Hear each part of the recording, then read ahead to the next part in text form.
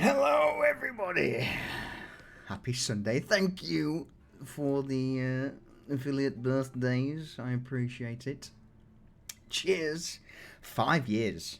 5 years on Twitch. Or 5 years since I got affiliate, at least. Fucking hell. That's a bit of a number. Steel, thank you for those 5 gifted subs, my dude. I appreciate it. Man, 5 years. That's crazy. Thank you for the support, I guess, over the last... God knows how long. I'm so old now. So old since I started this game. Oh, thanks, Jump. Yeah, 42 months. Fucking hell. Alright. Enough of me waffling. Welcoming everyone to episode 52 of Pariahs. Hopefully the conclusion to the war against the outcasts. Hello. Good evening. Hello, darling. Why like Hi. that? What? No, it gave me Mrs. Doubtfire vibes. Oh, hello, darlings. Hello. Oh, cake now. I mean, that's not a bad shout. God I damn have it. cake. Now I want cake. I want to go get cake. But we've got things to do. We've got war. War to finish off. No Things to sense do, crying people to get. when there's murder to be done. Oh, that's great. You can Cheers. have your cake too and murder. Yeah? You can have At your the cake same and time. murder too. Yeah? Is that what they said to Marie Antoinette when she said, "Let them eat cake"? Oh my Cake or god. death. They were like, well, we will then. Okay, no And los also your dos. head will roll. Yeah. That's how it be sometime. Now that we've That's sufficiently sidetracked things. that do be how it is. Recap is one needed. So the war started. People died. Lots Yes. of people died. Dozens of people died. Some less gloriously than others. Yeah. Desmond doesn't like doors. Or arcane blasts. Or arcane blast for that matter. Yeah. The only spell that seems to work for our DM. And Skarn, in fact, really likes doors now. He fucking loves them. Yeah. Yeah. Captain America, that shit. Captain Ostoya he is. Yeah, Captain Ostoya. And we ended with everybody dead in the first complex and the courtyard. Yeah. What was the final body count? Like 54, was it? Something like that? It was in that region, yes. I think it was 56, which turns out was our highest body count since Black Mark. Yeah. Wow, we gotta Applause pump those from the numbers crowd. up. Mm-hmm. Is it classed as a war crime now, since this is technically a war? No? Why? What crimes are you insinuating that Like we've the fucking ball bearings being launched by shadows? No. Claymores aren't against the Geneva Convention. War never changes. Geneva suggestion. Wow. More guidelines. You're all thinking it. Guidelines. They'd be more like guidelines. Fucking Geneva guidelines. Fuck me. Oh, so yeah. Much death was had. Anything else you want to add to that? We ended with incoming. Mm. Yes, Yeah, we may have irked the big mages. Yeah. You also irked the DM by going through the one fucking place that I didn't expect anyone to go through, and I had to rejig the entire map to do it. But you know, that's just a minor detail. It's what we do. To be fair, it's your fault for letting us do it. You know what I'm saying? Wow. And I will say we now require that type of strategy from Desmond going forward. No pressure. It's just no doors, all walls. The bar's been Straight set. line.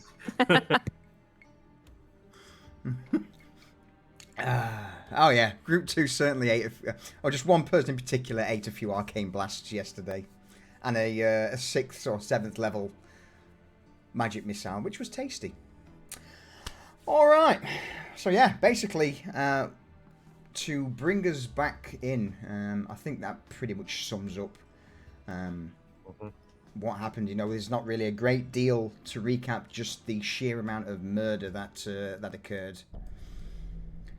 So with that said, we'll cast our minds back to the end of last session. Here, you all had butchered your way through the Outcasts' main coven, the main complex, in a short span of time. Bodies of initiates, mages, and guards alike strewn across the premises. Breaching through one of the side walls in the kitchen into the guard captain's personal quarters, you ended up, ambushing the rest of the defense. And it's there where, upon the guard captain falling, the sound of whistling through the air came as a multitude of fireballs began to rain down, crashing into the buildings, into the walls, setting fire and ablaze to structures. And you all, at this, dove for cover. And it's here we will pick things up with the sounds of explosions rocking around you as fireball after fireball begin to crash around you all. Welcome back.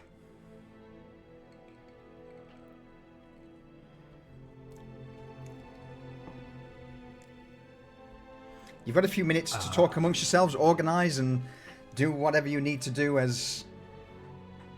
So we've all just took cover, dodged the fireballs. Literally... Dusting ourselves off. Yep. I would imagine some of you are ducked behind walls, maybe behind a wagon or a few barrels, out of line of sight of the mages who are now lined up on this balcony overlooking the last central courtyard.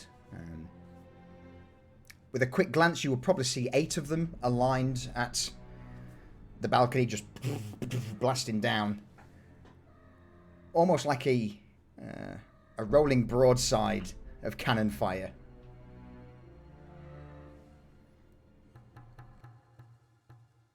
Quick technical question. Yes. The map shows that it is raining, so is that having any impact on the fireballs spreading as they hit the ground? It's more like drizzle at this point. Drizzle? It's not been, the torrential rain stopped. It's mostly, for the last few days, just been drizzly and damp. So no, nothing is catching fire apart from just the residual elements of the fireball. So yeah, you've not got to worry about the entire place burning down. It is very much damp, but fireballs being fireballs and made of extreme heat and explosive power, there would be, the odd small fire before dying out. In fact, sorry, I just need to let this cat out. Come on, get out! Out, you beast! I just had to do the same thing to the doggo. I don't know where my dogs are. And I hope everything's okay. Mm-hmm. So, at this point, you're all taking cover. Reza, I would imagine you're on the rooftop on the opposite side of where these fireballs are coming from. I think I ended on the roof. I'm not sure if I had dropped down or not, but close enough. think you were hiding behind like a chimney stack or like another part of this building, right? Yeah, I think I'd like ducked down below the ridge line. In that case, let me bring us to this. It might be a little easier for you all to visualize what's currently going on.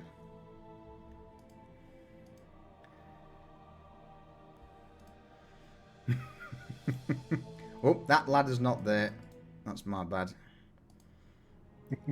I was told I needed something in advance. Alright, so with that, this is the current state of affairs. You're all just tucked around the edge of the building. You know, there's bits of fire still burning from the fireballs, but nothing that would spread. You currently have 8 mages lined up on the balcony above you all. They're roughly 20, 25, 30 feet up.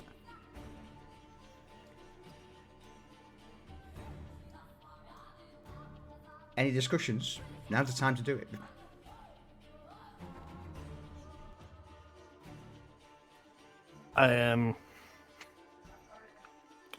Well, Cypher's going to root round in his bag of holding and be like, Scarn, how strong do you feel?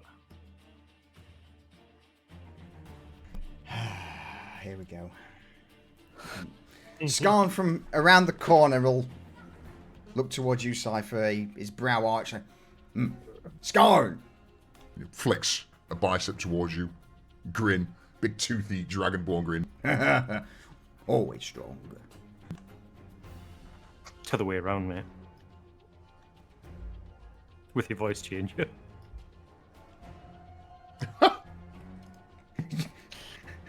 Scarn! Always strong. Nice. Seamless. Nobody noticed. First try. he got a bit of smoke caught in his throat for a moment there.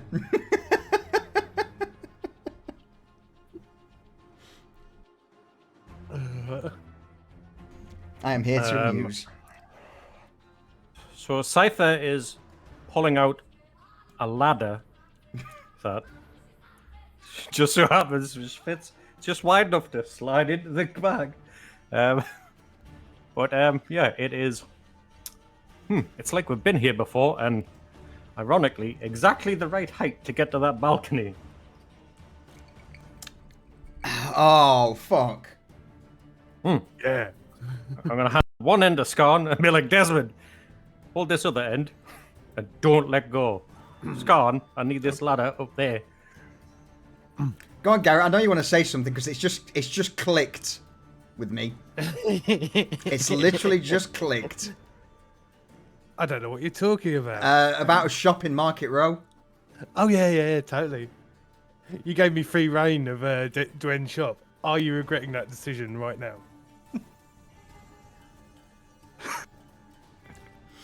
Cool. You've got a 30, 40 foot ladder. Mm-hmm. With a Desmond on the end.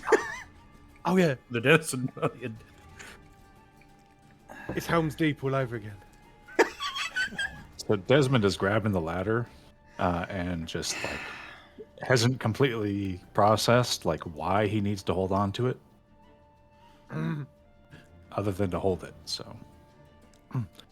Oh, before you go, let's give you a bit of cover. Garrett rootles around in his pocket and pulls out the ever-smoking bottle.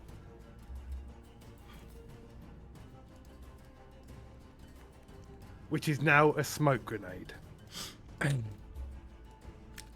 Yep. But a massive smoke grenade. Yeah, a 60-foot smoke grenade. Yeah. Yeah. All right.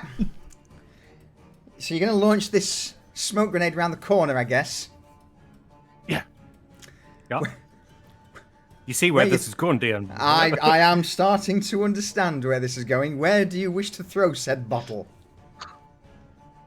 Hang on. I'll chuck that up there just for Yeah. continuity. Just by the well? Just by the well. All right. So, Garrett, What do you do?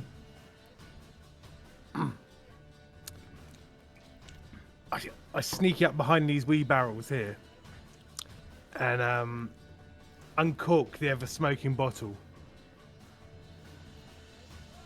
and just gently yeet it to exactly where I want it.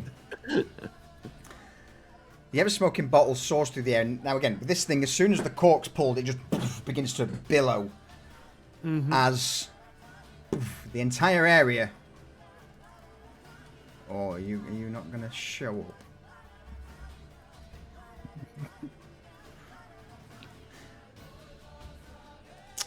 In that case, we can see it. We can see the rough area. It's just the effects not showing up annoyingly. It's fine. That's it. Cover the entire battle map. Yeah, I was trying to keep it on a nice, a nice thing. But so, regardless, that entire area there, suddenly just erupts in a thick white smoke. The mages on the top,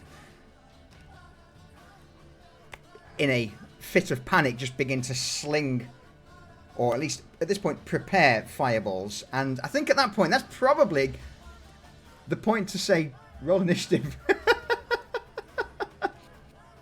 May I ask a couple quick technical questions about You the battle? certainly may. So, what is the height of the building Reza is standing on?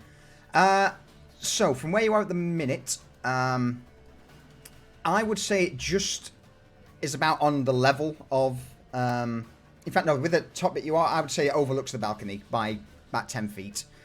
If you wanted to cross, because the building itself kind of, or the tower's completely cut off, you would have to run across this beam and then just jump across. Gotcha. And then, from her vantage point, can she see this figure floating in there and the outcast mage? Absolutely. Okay, I just wanted to Absolutely. confirm. Thank you. Yeah, you can certainly see at this point. I mean, yeah, you would certainly be able to see the image of Frug, Churin Oren, but he seems to be floating 10 feet off the ground. A shimmering shield surrounding him, as well as that of what also appears to be a flaming shield. But there's also 3 other mirrored versions of him. So he's got all the mage crap up. Got it. He has got all the mage crap up. Yes. He's gone full panic mode. He's gone full war mode. You know, he heard the alarm go off and immediately boom, boom, boom, boom, boom, boom. All of the defensive enchantments went up.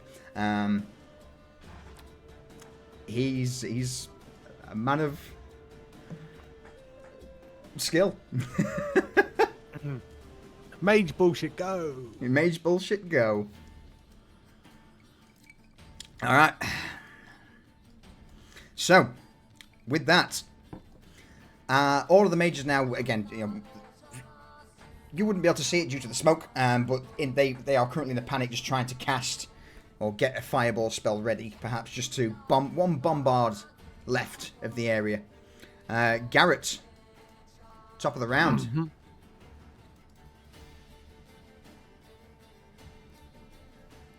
We get to roll for Skarn as well, right? Oh shit! Yeah, we'll. Do you want him to roll standard initiative, or do you want him at a set initiative? Can we set him just before Desmond? What I will do then? In between Vanya and Desmond? Yeah, sure. I'll update him to initiative 8 then. There you go. I'm going to give you guys control of Skarn for this. I will, you tell him where to go and he'll do that thing. But I will let you guys do the dice rolling. So, Garrett.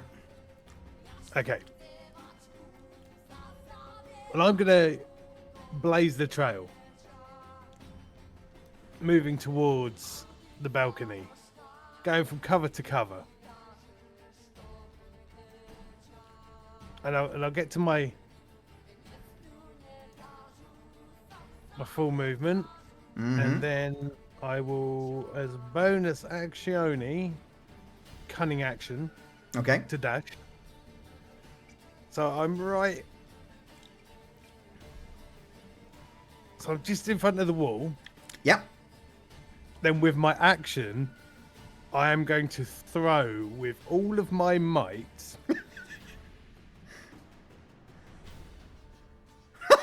My loud coin past all of the mages, past Frug, hopefully, towards the back wall of the. Okay. Roll me a. This is going to be an athletics check, please. To yeet this thing as far as you can. Athletics, great. Yeah, this is not a dexterous thing. This is you going, fuck off. It bounces off 3 different things and lands exactly where I want it. Where exactly do you want it to land? There, There? if possible. Yeah. Yeah. Yeah, that's within. Yeah. All right. So, hey, Baptized, how you doing? As you yeet this coin as far as you can, it just spins through the air, through the smoke, hits one of the walls, ricochets, hits another one, bounces off the wall of force, and lands on the ground. As the loud coin rings, clatters, and then settles, you just hear this. Oh, this is a fucking shithole! Oh, look at these scrot bags! Fuck you know, what are you with your little fancy robe? Oh, there's a fireman up here! Look at you, fireman! Oh, you're quite close to me, aren't you? Hey, look at them wankers over there! All 8 of you! Way fucking right on the air, Jack!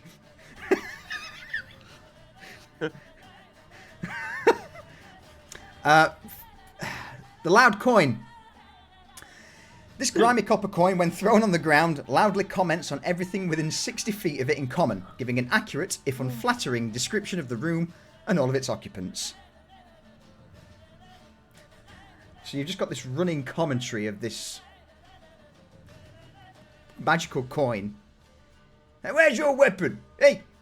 Oh, I ain't got no weapon, boy! I've wanted to use that for 40 episodes. I hope it didn't disappoint. It didn't. Flying wanker! Look at you flying! And there's some of the mages are looking around for where this this noise is coming from. Alright. God damn it. Anything else, Garrett? Yeah, and I'm gonna hide in the shadows at the bottom of the wall now. Alright.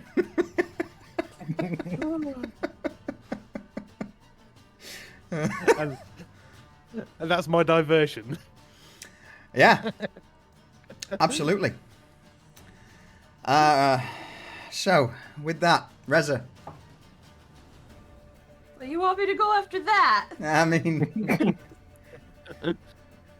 Okay, so per previous conversations, Reza knows this is the moment that she currently exists for. So she reaches onto her back, pulls her musket out, pulls the oiled sackcloth off the cover that's been protecting the powder from this drizzle. And it has a... she preloaded it with the flaming, the red powder red shot. powder? Yep. Of which she has 5 rounds. Mm-hmm. Or 5 shots. And she knows that her job is to get rid of this little scrope bag here. First and foremost. Oh, no. Oh, no. So, from her sniper's nest, she has not moved. Mm-hmm. She is going to take aim with her musket. Yeah. Using heavy hitter. Yeah. And she is going to try and hit the mage in front of the force wall. All right.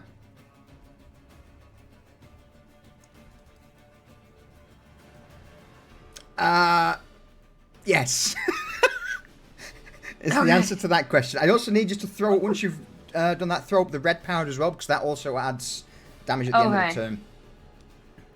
Okay, so click the damage on this and then throw up the red powder too? Absolutely. Alright. Fucking hell. 20 damage, and then, Constitution saving throw from the mage as he is shot in the back by this musket. He is stunned. Fuck. He is more than stunned.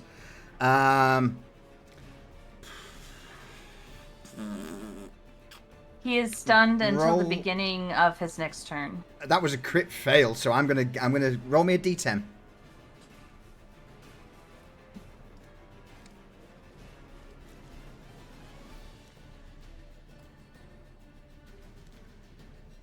Alright, I'll throw an extra. Jesus. Alright. As this shot rings out from the musket in a absolute roar, the red powder is not a subtle implement. The shot punctures through the guy's torso. Blood splatters out onto the force wall as he just immediately drops to the ground, gasping for air as one of his lungs is punctured. He automatically fails his concentration saving throw because that was a crit fail. Wall of Force starts to... In fact, at that, honestly, the Wall of Force drops.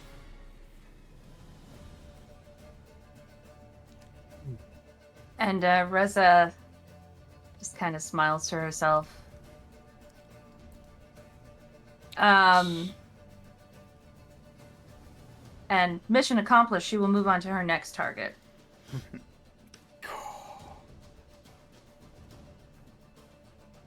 Ouch. Who is this cunt right here? She adjusts her angle ever so Can't slightly. shoot a musket twice because it's a loaded Oh, that's weapon. right. That's right.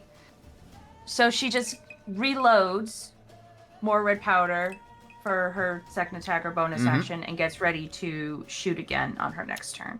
Perfect.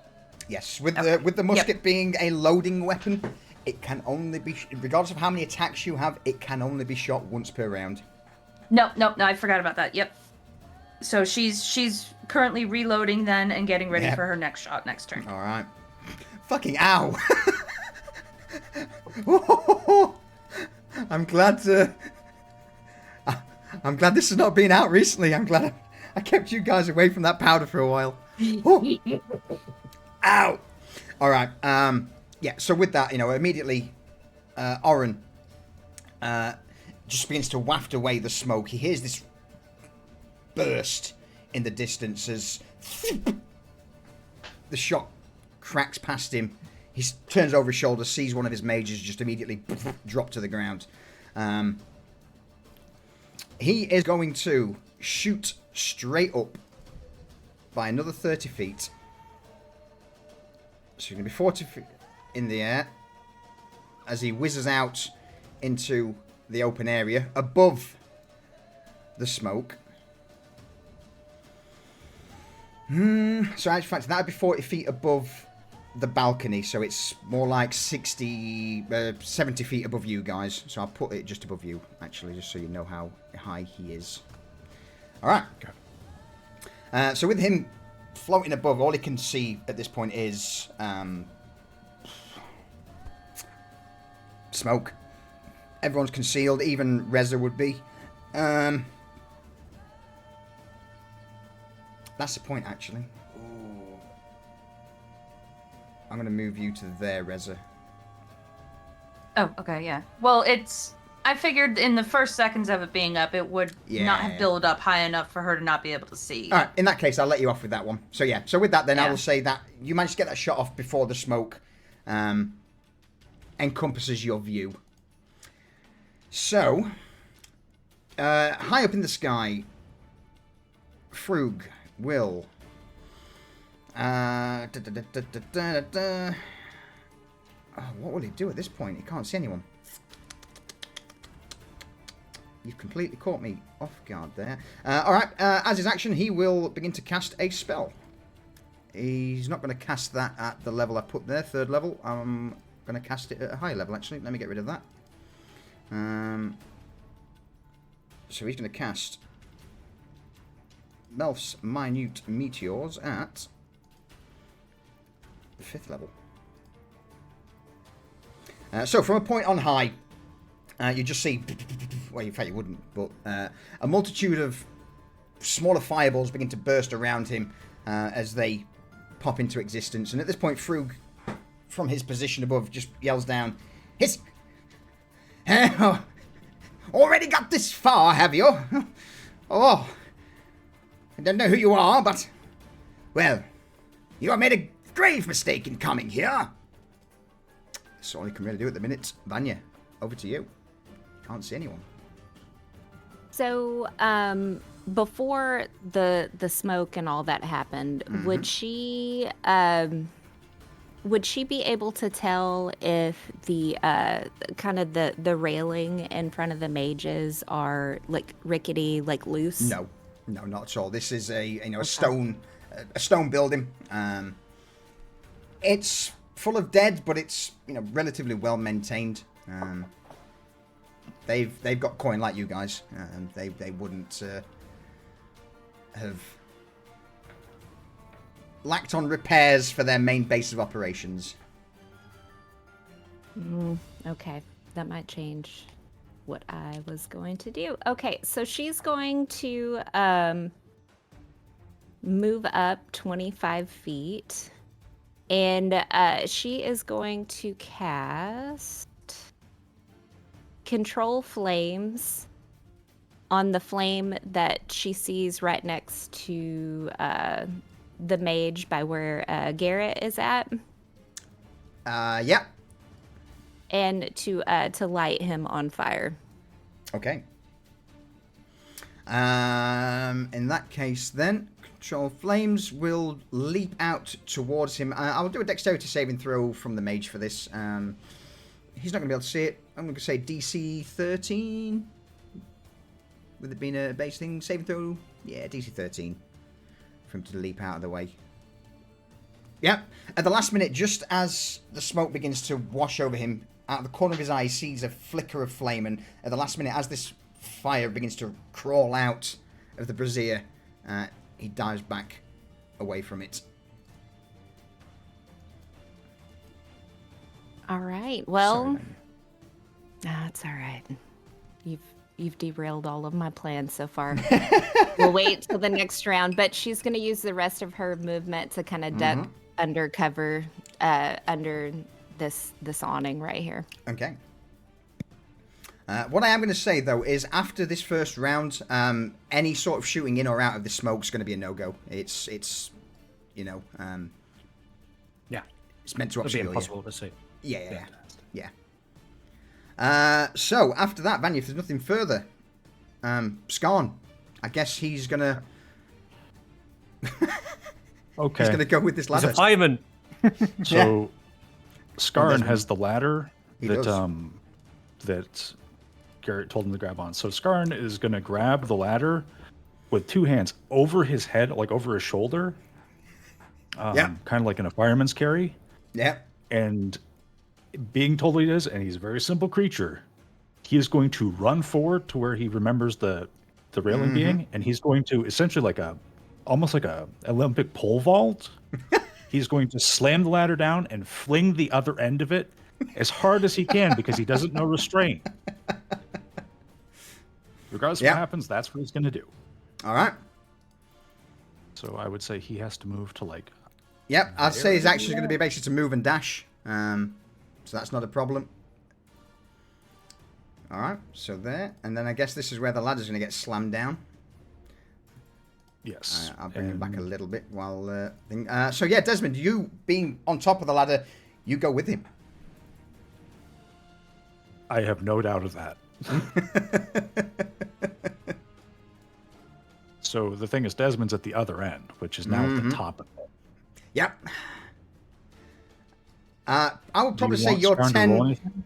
I would say you're 10 feet above where the ladder is, so if you want to make an athletics check to gain a bit of A bit more distance, you're welcome to, as he slams it against the side of the balcony.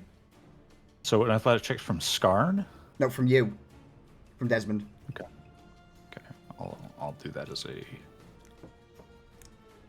athletics normal. Just a normal one. 21. So, if you want, I will let you, as Desmond, move at 10 additional feet from the end of the ladder. As Skarn slams the ladder against the balcony, you, at the very top, just go over. Landing wherever you want within 10 feet of, the end of there. Okay, so Desmond is going to be catapulted with such force that he's going to hit the edge of this nest where the they had the abomination before. He's going to just hit that. So that's going to be what stops him from going even further after Skarn just launches him. Yes, go. I will be up in moment. Huh.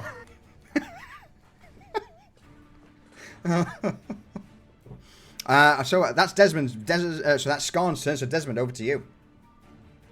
Okay. So Desmond, it's smoky. He just got launched up there. He's been up here once before, and he knows that they were at the ledge, so he knows that there's somewhere behind him. Yes. So with it being the first turn, I would say for the moment you're fine to move. It's just after this turn, then it's going to be smoke everywhere. No one can see or shoot through it. Yep. So Desmond is going to draw his shield and the mace and just make his best efforts to get stuck in before anybody can start to do their mage fuckery like they tend to do. I'm going to say that's here. Oh, no. And we'll just start picking people. All right. This person. Yep. Close my skill menu. Okay. I'm going to attempt to Smash his brains in. going to attempt to do rib shatter on this target. Send it. So Desmond's going to just run up. The smoke is starting to come up, and he's just going to start swinging wide and wildly as hard as he can, trying to do as much damage before everything's obscured. Normal. Well, there's that. Twist of fate. Yeah, roll me a not twist of fate, but the little skull and crossbones. Yep.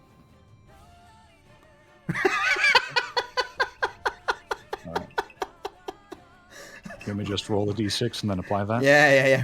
Why was that embarrassing? What happened, Desmond? Oh, Desmond he has hit the nest, and he gets up and he's trying to charge this guy. And as he's running up, all the gore and viscera start sliding up from underneath him.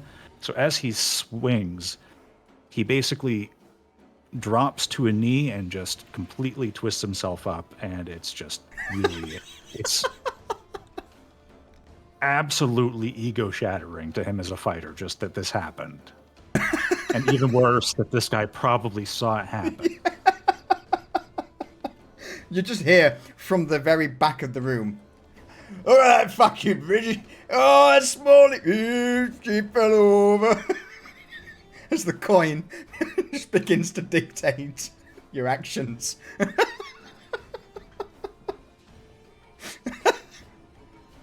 Uh-huh. Yeah. Oh, good thing there's an AC stat on that motherfucking coin.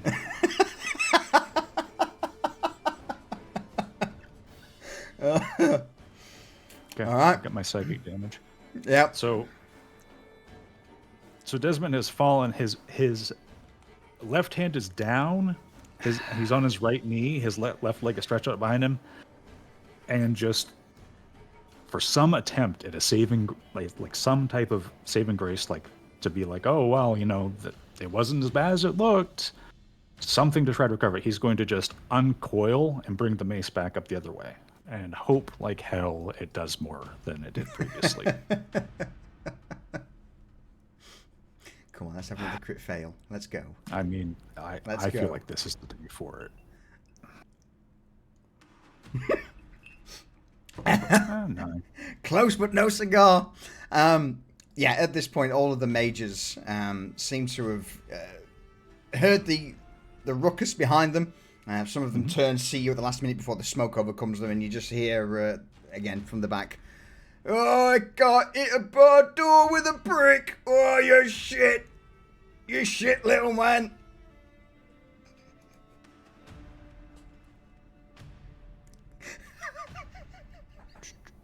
I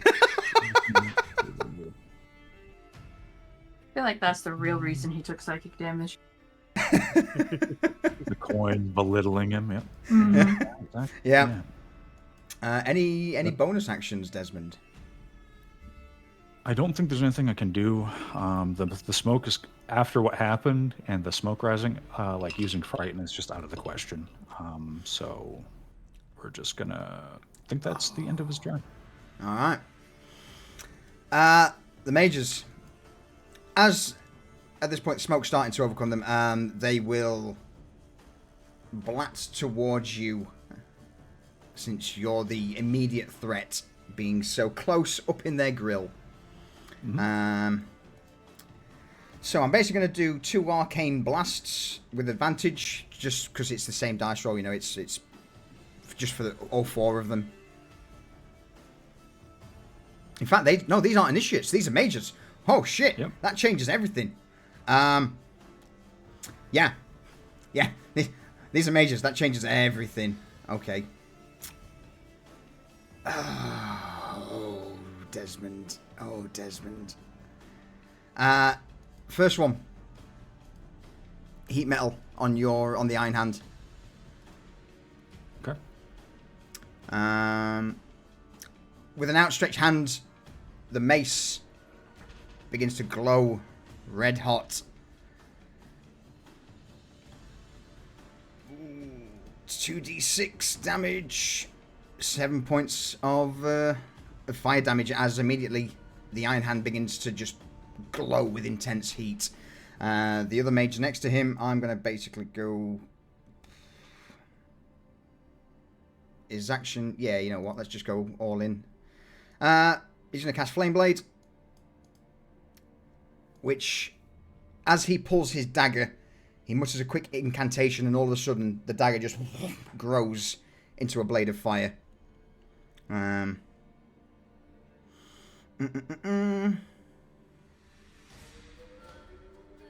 believe just straight off the bat it would be last for the duration. Yeah, so it's just cast it. He can't use it straight away, so all of the other mages are going to do the same. In fact, no, not that guy's going to hit you with magic missile in the back. Because it would be rude not to. Alright, magic missile at 2nd level. 1, 2, 3, 4, 5, 6, 7, 8, 9. 14 points of damage as you are assailed in the back by the mage. And what I will do, just to signify those who have got flame blades, I will put that on these 2. The others, they can't see shit. Or at least they'll not be able to, so they are going to dash. Move and dash. Back to there. Same with that one. 60 feet. 60 feet. Out of the smoke. And 60 feet. Did I just put... Yeah, there we go. Alright. That guy who's currently prone is in a bad spot. That mage is ready with a spell. Alright. Cypher. Over to you. So first up, this guy who's just got his flamey sword. Yeah. I want to cast Crown of Madness on him. Okay. Frug, seeing this, will counterspell. He's 70 foot up in the air. Oh, he is. You're right. Yeah. You're right. And it's out of range. But then saying that, what range are you at the minute? 60 plus the 20 in above? You have to get closer. 120 feet. 120 feet on Crown of Madness. Is it? Oh, shit. Yeah. Nice. Send it. So, yeah. Crown of Madness on... DC... So it's on that one there. Yep. DC 16 saving throw. Oh, fails. What happens? It's my bitch now, Dave. All right. He is... Yeah, charmed by you. I can't give you access to him, but you tell me what you want to do when... yeah, I'll just tell you when what I want him to do. Absolutely. And as a bonus action... Mm-hmm. Because I can see up there, I'm gonna go Wraith of Ill Omen. Yep.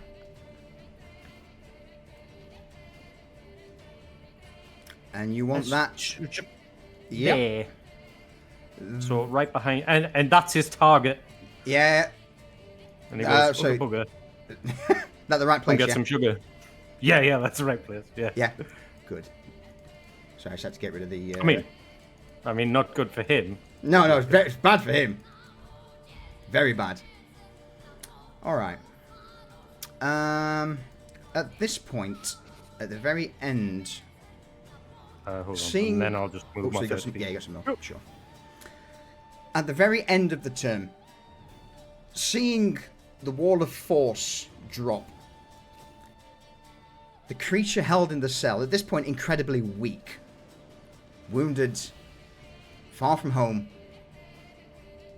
raises her head and sees some poor bastard on the floor writhing in pain. The Ice Maiden will move out, conjure a blade of ice in hand, and bring it down onto the mage. Yeah, that fellow also took fire damage from the red shot. He did. Last turn. He did at the end of his turn. That's for you to remind me of, because that's something you do. Yep, I can roll the damage if you'd like. I mean, yeah. Yes, yeah, you're going to need to. So, with him being on fire, it's a 1d4. Oh, this guy's fucked.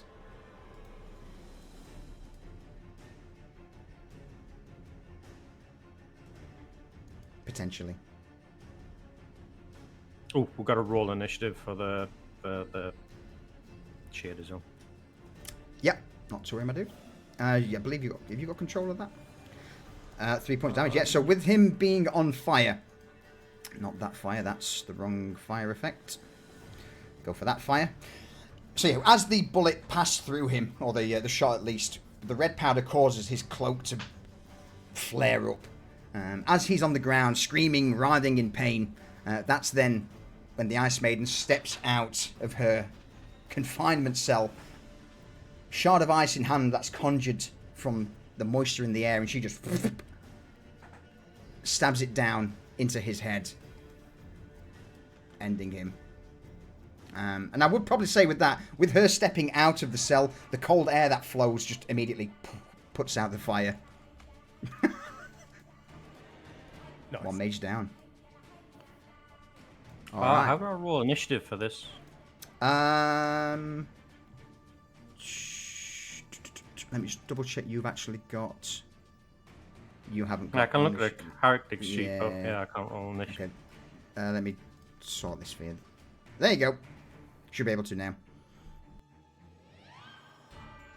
Thank you very much. Delightful. Perfect. So yeah, basically that's just going to go on this guy here, you say? Yeah, on that's that his guy. target. Okay. All right. Yep. So end of the round. At this point, the smoke would be covering the entire area. Anyone caught inside of it or trying to look through it, you wouldn't be able to see through to the other side. Unless you've got true sight or something of that ilk. So with that then, Garrett, over to you. Okay. I'm going to run to the ladder. Yeah. And I'm going to start making my way up to the top of the ladder. Uh-huh. It's, what did we say, we're 30 feet up the ladder. So I'm about say halfway up the ladder. Yeah. And I'm then going to... No, it's not there.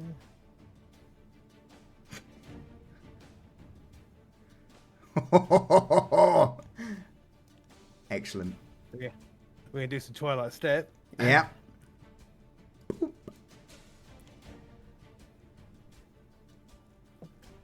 Oh, Look at no. that. There. There. So those two immediately take three points of damage. Cold damage. 3 points of Alright. cold damage, yeah. Apply damage to that guy and apply damage to that guy. As you bamf into materialization, the cold wind just whooshes over them to the point where it's not just cold, it's deathly, icily cold. And their backs instantly begin to freeze up to the point of it being absolutely sheer pain.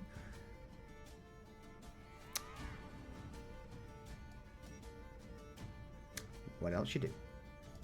Okay. If I want to add the Ice Maiden to my Sonic Whispers, Mm-hmm. is that an action or...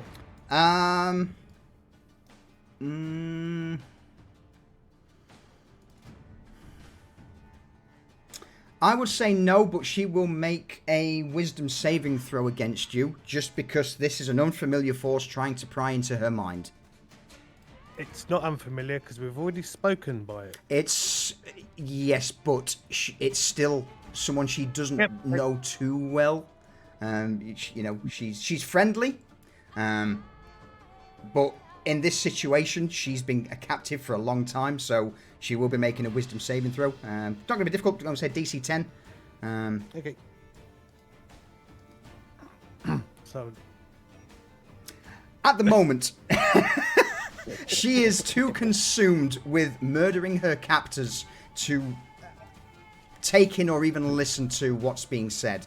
You know, she just immediately stabbed this guy in the back of the head, and not having freedom for the last few, well, again, at this point, it'd be fair few days, nearly a week since you were last here. She has lost a lot of reason.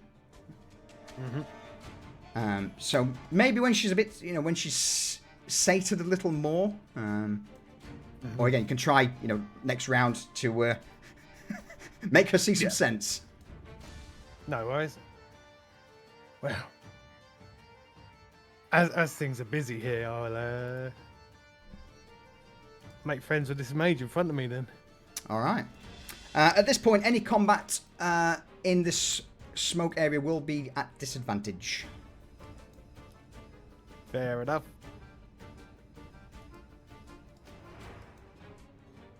All right. You cut through and hit nothing but air at the moment, as it's very smoky, incredibly smoky.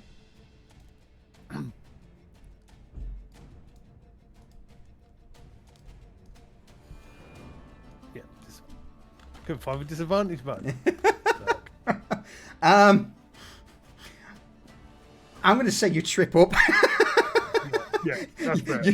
You start swinging, trying to cut thin air, but at the last minute, you know, you just overstretch a little bit too far and end up, hitting a stone or perhaps a slick, some of the blood on the ground, and end up on your backside. No problem.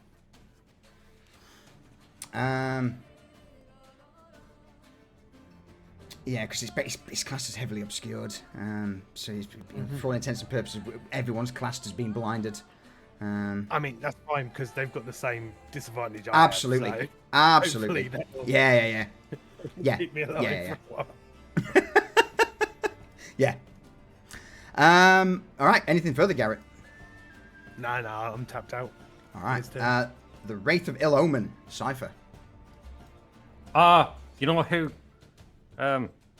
doesn't? Anathema of Life, the Wraith of Ill Omen. Oh no! Also uses unseen predation, so it always knows where it's fucking targeting. Fucking beautiful. And because Desmond's within 5 feet of his fucking target, he's going to use attack tactics to gain advantage with a grasp.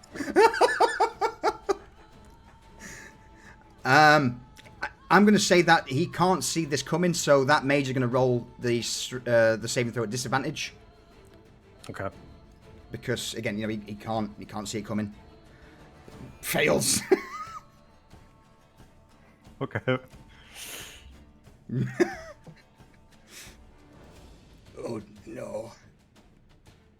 11. Okay. Apply damage. Yeah. I think it only gets one attack, right?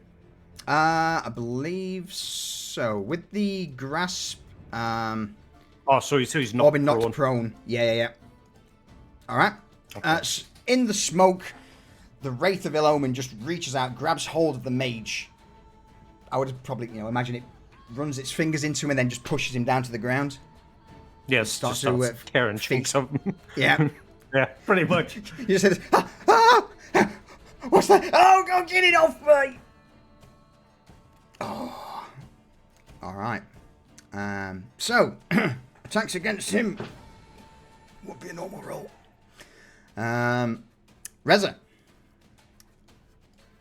Yeah, so as Reza finishes her first turn, she fires, she's reloaded the weapon, she notices the mist coming up and knows that very soon she will not be able to see a damn thing to shoot. There is one person you can shoot if you wish to. Who's currently 70 feet in the air. Oh, well. Because he's not in the smoke. Since you offered. Yeah, just, I mean, if you want to do something else, you can, but just as, in the sake of fairness, Frug is 10 foot above the smoke.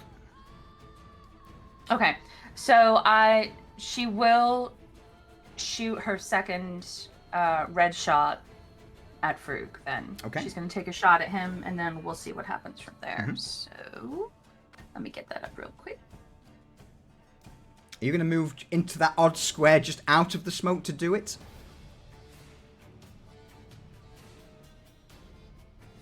Oh, I thought she could see him from where she is. You are still in the smoke. If you move to the very edge, so you are out of said smoke. If you are in that if you're in that circle, yeah, you see you're at disadvantage. She'll take a step back so Okay. she can see clearly. Sure. Thank you. No, Sorry. Apologies. No need to apologize. All right, so she's gonna step back, set herself, take aim. An 18 is enough. But Who bear does with it me. hit? It hits. It hits something. Mirror image. You line up the shot, fire, and what you think is Frug just ends up puncturing through this almost weird after image of him, and it seems to crack and shatter like glass. That's one of his mirror images gone. He has 2 left. Okay, so...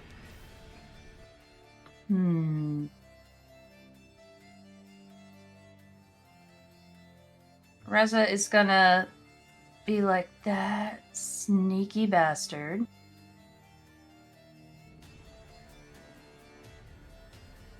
And she's gonna step forward back into the fog so he can't see her. Smart. And reload in the fog. Okay. That's her turn. having seen one of his duplicates shot and catching a brief glimpse of you, he is going to throw a fireball in the last location he saw you. Okay. Right there. Poof.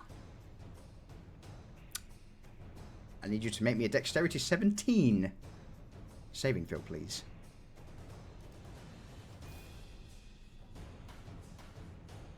Oh, it's not a bad roll.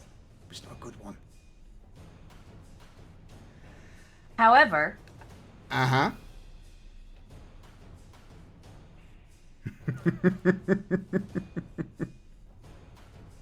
she takes half damage. All right. That's fine. That is absolutely fine. At the last minute, as you dip down, you are rocked as a fireball explodes behind you, showering you with debris, flame. As yep, half of 25. After that, he is going to...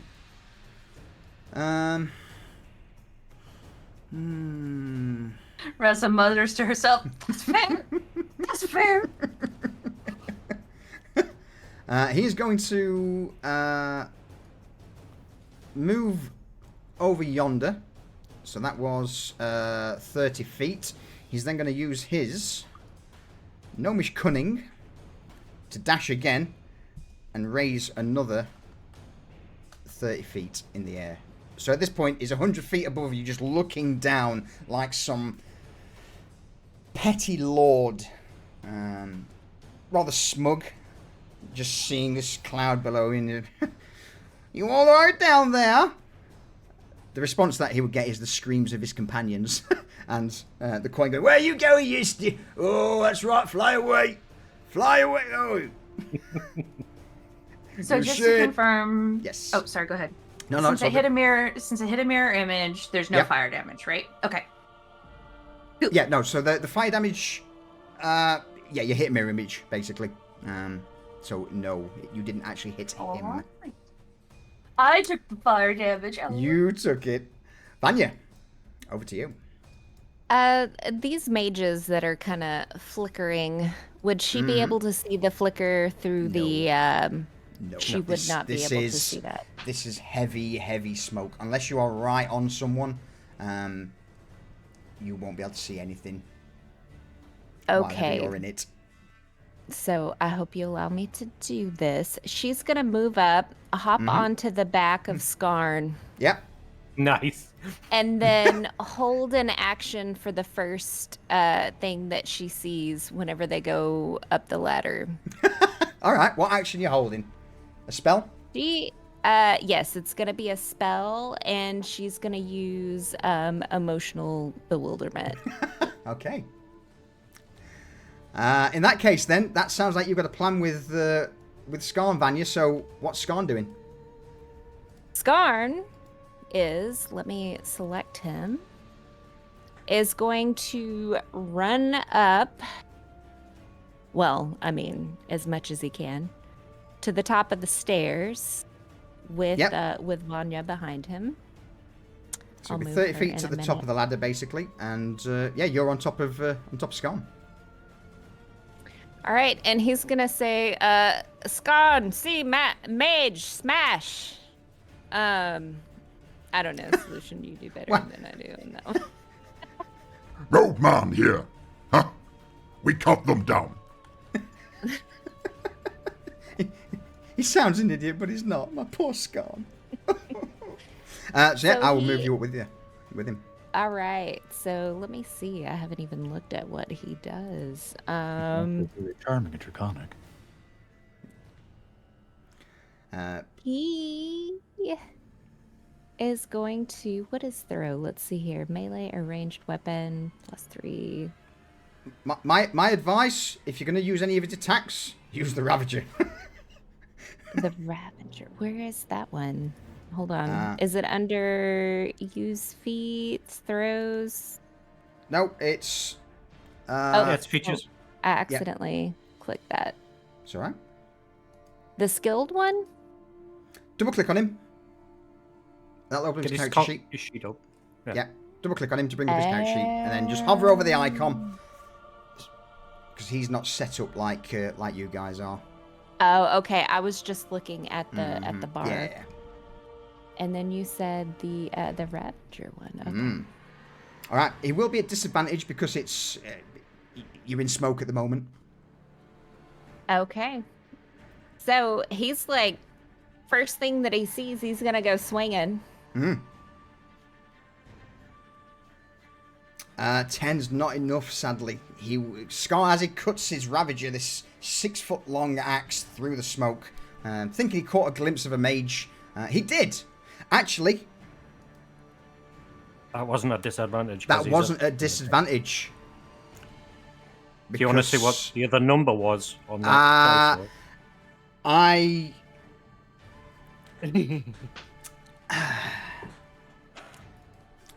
The other number. You want to? Yeah. You rolled two dice? Yeah. What was the other one? The other one was a crit. So, I'll give you the benefit of the doubt. I will let you say that Skarn crit that then, just because Skarn's my boy.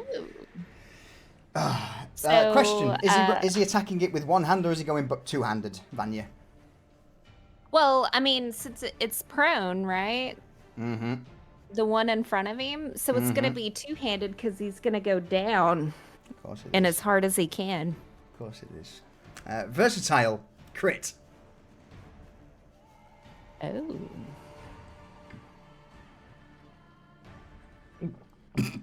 Oh, that might have been overkill. Was it? Yeah. Yeah. Okay. The poor flagstone underneath them felt that one. Vanya, how does Skarn deal with this mage? So he's just like, because he's on edge with all of the smoke, and he's like, first thing that he sees that has the resemblance of these cloaks, he's just gonna take it. He's gonna lift the axe up, but being mindful of Vanya behind him, and says, "Lifting axe, be careful," and then slams it down, and then just kind of splatters all over the place, but they can't see it, and they're just gonna feel this warmth just hit them all around. Yep. I would imagine at that point everyone is covered in gore as Skarn basically cleaves this guy in half. One dead, I believe. Where others? Fucking hell, man. And then, so would Vanya holding that action, would she see the one like in front? Not the one behind that, no. The one next to you who's just got fucking caved in, you probably would have seen, but further out, you've got to, it's heavily obscured. This smoke is super thick, there's no range attacks. You've got to be right up close to them. Okay. She lost that one. Mm-hmm. That's it for Scar. All right. Well, he's still, no, he's done with his tapped, movement, yeah, he's isn't he? tapped out. Yeah. Yeah. Okay. Yeah, he's done. Mages. Oh, Desmond. Sorry, Desmond. Yeah.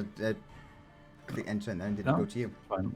It'll be pretty quick, I think. But so did the heat metal drop when that guy got hit with the ice blast? Let me double check actually. So heat metal is a saving throw. So 10. A concentration check. No, heat metal's still up. Okay. And do I take the damage as soon as I decide to hold on to this, or at a certain point in the round? Heat metal kicks in at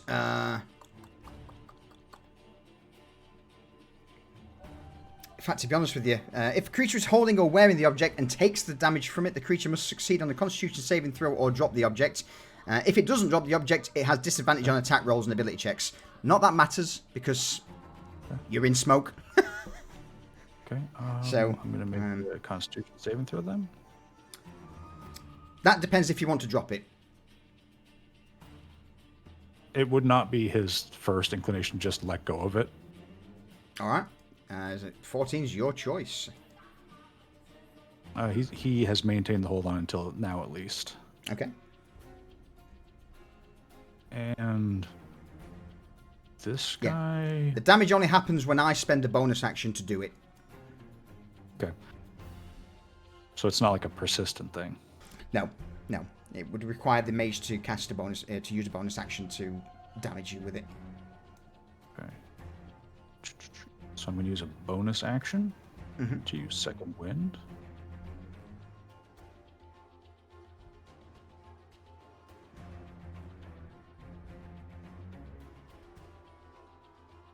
It's good. It's a good Jim. So that's a little bit of healing after all that. And Desmond just intends to swing at this guy. All right.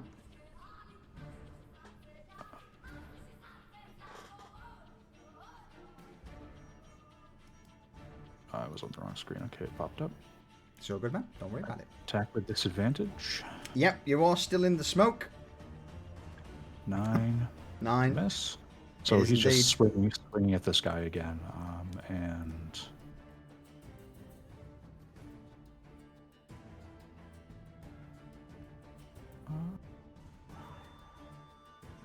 makes it very difficult to hit anything. So It really does. It's a double-edged sword at the moment. What I mean, it did do is get us on that balcony. Well, I'm about to say that's the thing. You know, if you stop at it and cleared up, you are all in the prime position for dealing with them. But it's on you. I can stop it with a word of command. You can. It's still worth it right now, though, I think. Yeah. Any other attacks, Desmond, or is it just the one? I think, well, he's gonna...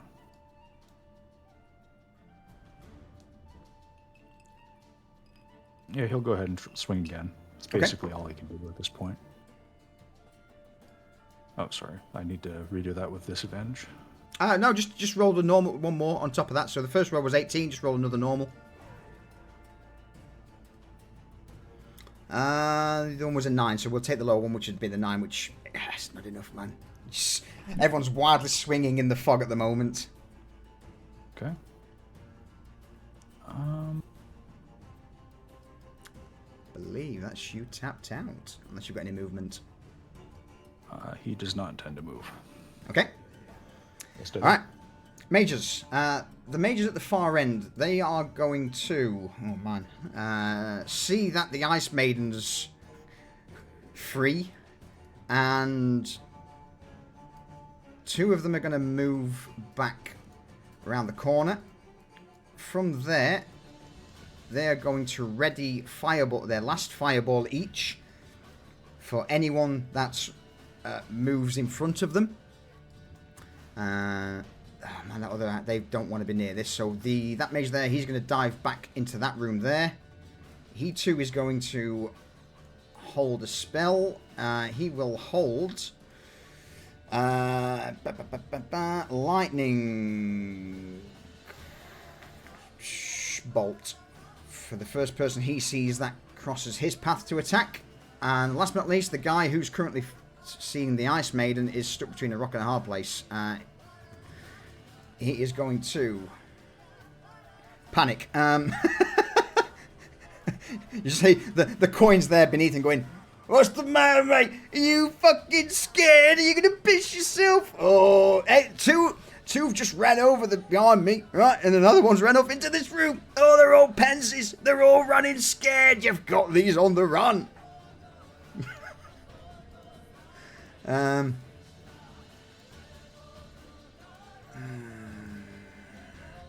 Yeah, he needs this Ice Maiden gone. So he's going to whip a hand towards cast Polymorph to try and contain it.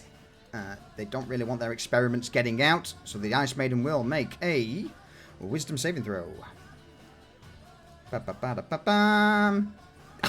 Fails and is bamfed into A snow bunny. Yeah, let's have a look. What have we got? Critters and vermin. No, it's not critters and vermin. I want... where's my animals? It's possible she might have more HP as the polymorphed animal. I mean, it's possible. Alright. It's not going to be a snow bunny as such, but it's a hare at the same time. So, yeah. Boop.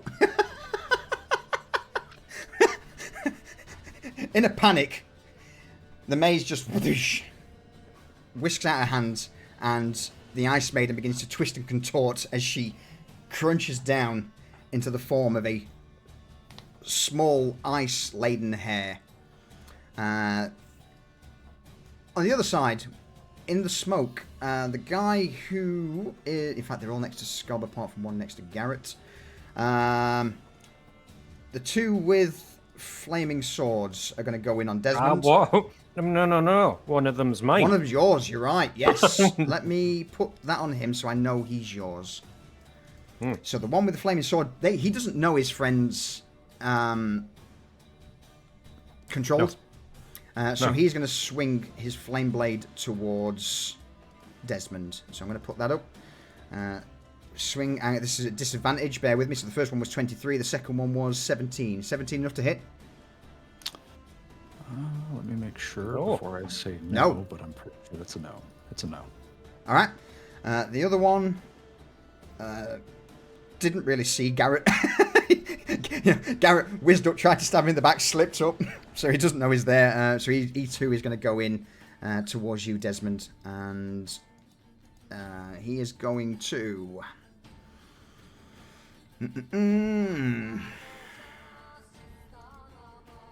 Fuck it. Straight, with hands outstretched towards you.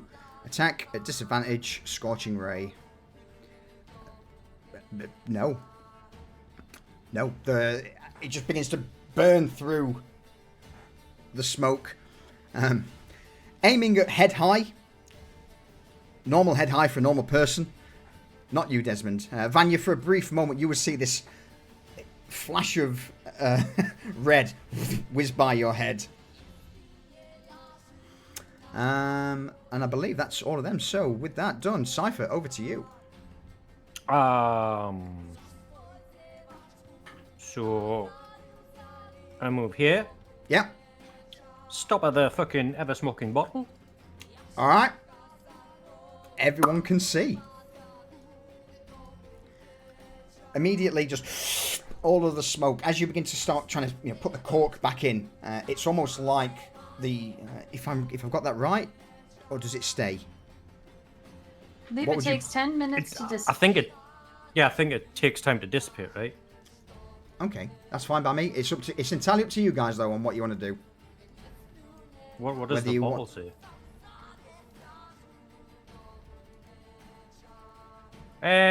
Nah, fuck it. We're up the ladder. Smoke goes away. Fuck it. Yeah. Fuck it. All right. Fuck so it. I will We're say doing it then, live. Yeah. I'll make a check. Cause I think that makes sense if you want if you're wanting to. It's a magical item. I think I'd be happy to say because 10 minutes is a hell of a long time. It's a windy day. It gets by the way. Yeah. If you're all good with that, then. Wind and the rain, just kind of like get rid of it. All right. In that case, if that is the will of the party, I shall obey. It's at that moment where you see everything now. I see a flying mage. You do. And he sees you too. Would Vanya's hold action release? After Cypher's turn, you can use your held action, yes. So...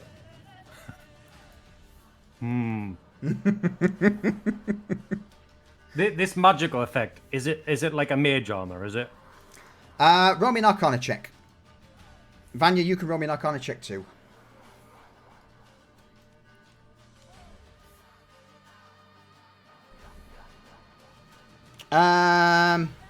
Cypher, yes. There is mage armor involved. Okay. Vanya, mage armor, flame shield, And mirror image. Well, I see a lot of her now. Like, well, I don't know which one to hit, so I'm just gonna hit all of them. Reaches into his bag and he's like, throws it in the air. Aggressive shade catches it and yeet. All right. Yep. Dex saving throw from Frug.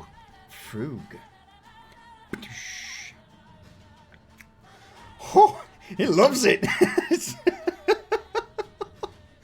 He sees something happen as the smoke clears, and as he looks down, all of a sudden this black dot starts to grow larger as these pellets come in his direction, and he just whizzes to the side ever so slightly in the air as they... And then I'm going to use Meta Magic Quicken spell. Yep.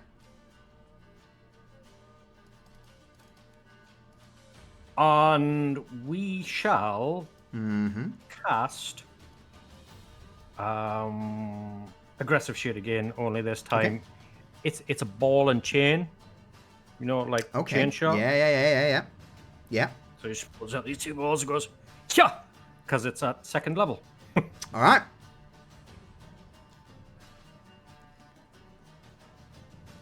Dex 13. Let's go again. Whoop.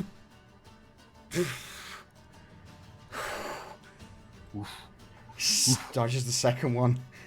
At this point, I've finally stopped hiding, have you? Good. Too far away for you to do anything with. Okay. And Cypher's gonna go underneath. Yeah. All right. Yeah, you're going into the lower parts. Yeah. All right. In that case, bear with me a second. Let me. In fact, I don't need to. There's nothing really down there in particular. You can make it through. So, for all intents and purposes, let me just do that. Yeah, I'm just hiding under there. Yeah, just so that we know you're under there. All right. Yeah. Anything further, Cypher? No, I'm tapped out. Okay. With that, then, let me... Does the crazy mage do anything? Yeah, Crazy you mage? should. The one that's Crown of Your, Madness. yeah. He'll attack. Eeny, meeny, miny, mo. Catch a mage by the toe. If he squeals, pull it off. You. Him? All right, what's... Yeah. He's got his flame blade out. Like, Yeah. Yeah. So he's just Go gonna... in the Alright. It's going to be just a normal roll because the smoke's now gone. Hits his friend. Oh. And so basically these are just daggers that they have, but with the enchantment, it just seems to be this gout of flame just engulfs his friend as he cuts through him for 10 damage. You just hear is a soldier. Gallon, what are you doing? No! Ah! I'm sorry.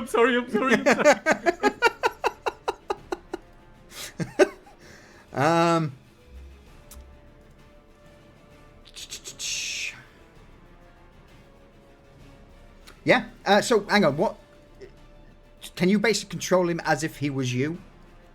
No. He can only attack friendlies. Okay. The closest friendly to him that he can see, he'll attack. Okay. All right.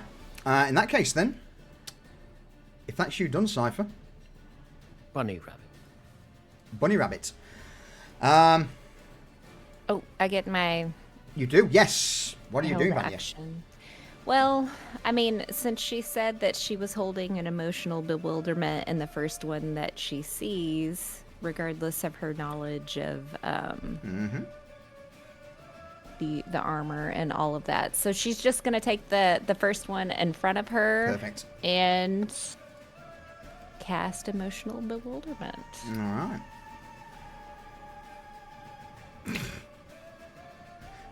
He cares not. His friends just stabbed him in the back with a flaming sword. Yep, he's already got the top 10 anime betrayals going on. No time for the emotional bewilderment beyond that. Yep. Yeah, he's already Emotion. he's already emotionally bewildered by the fact that he's just been stabbed in the back by his friend. So, roll me a quick insight, Vanya. All right.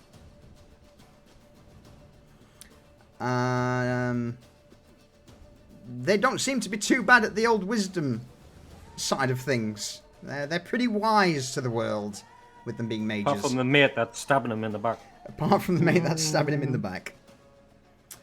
All right. Great. Ice Maiden, having been turned into a rabbit at this point, seems to come to her senses.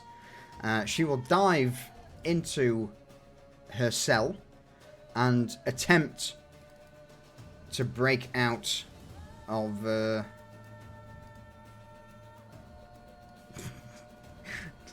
She's That was still a rabbit. journey. She's still a rabbit. With that, Frug, now that he can see things,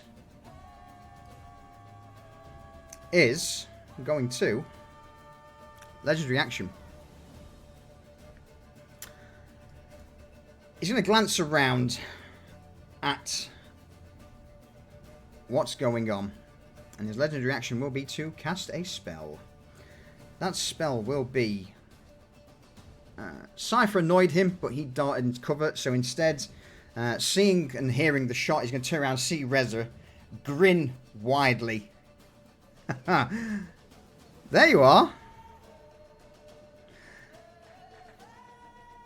And he will cast Hold Person on Reza. Actually, no, it won't. No, we won't. He's going to cast Acid Arrow at... let's go for 4th level. So with an outstretched hand, Reza, you see this greenish hue of magic begin to coalesce around his hand as a bolt of acid shoots towards you. 28, does that hit? Just. Cool. You take 16 points of acid damage as this globule of acid just slams into you. And at the end of your next turn, you take... I'll just roll the damage now so we know. 5 points of acid damage at the end of your next turn. Alright. Okay. Spin back round to Garrett. Okay, well, Garrett's going to stand up.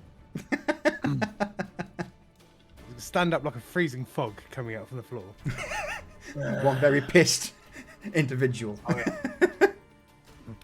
But now I can see this motherfucker in front of me. Yeah.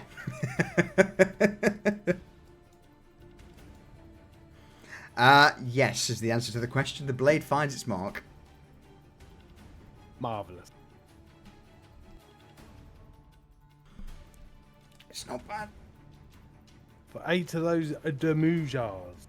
Yeah. And Is there well, I see there's my little friend on the other side of him, so yeah. So we can have some sneak attack on top of that. Yeah. Oh fuck. Oh, he's not having a good day. No, he's not.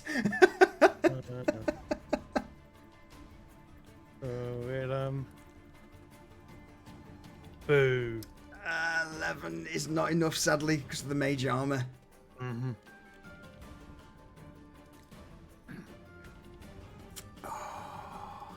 That'll do. All right. The Wraith of Ill Omen, I believe, since its target is now dead, Dissipates, yeah. dissipates. There we go. So I'll take Finish him out shooting until him you with bring his him body and back. Go away. Yeah. So with that, then we go to Reza. Reza, having been hit with fire and acid, just She's like, okay, you want to play? Let's play. And she pulls out Thicket. Okay. An aim shot at this bitch. Hopefully this hits. Nope. Nope, it does not. You slip, sliding down the roof. I'm not gonna say this is like fire to the point of it. You know, I would imagine at this point it's starting to die down. To be honest, It is drizzling. And it's drizzling. But I am gonna say that as you try and aim shot, you end up slipping on one of the tiles, and you are knocked prone on the level below. Well, she's gonna stand up. Not you, bitch. And try her second attack with Thicket.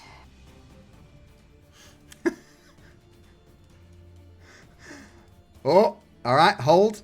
As the arrows let loose, we're down to 2 duplicates. So let me roll on the next table. The arrow That's fine. shatters another one of the mirror images, Good. leaving him with just one left. So for her bonus action, she's gonna reach into her pocket and vial of preserved blood. Alright, yeah. Down it. For 8 points of healing. You've held on to that for a while now. I have. That was my last one. And then just kind of like stand there, panting slightly, glaring up at Frug. And just action surges. 2 more aim shots at him. Oh shit. Okay. Yep, hold. So we've got 1 mirror image left. 1 duplicate. You hit Frug. Beautiful. And versatile damage. Yeah. Oh, come on. Oh no. With flying being a concentration based spell. Fail. It would be hilarious. It would be hilarious. It'd be amazing. Yeah. Yeah. Okay, well, you know, he's just gonna get another aim shot. Alright. That's one blood off. That's fine. It is, yeah. 17 is enough. Hold. 1 image. 1 image. 1 image left. Yes! Fuck!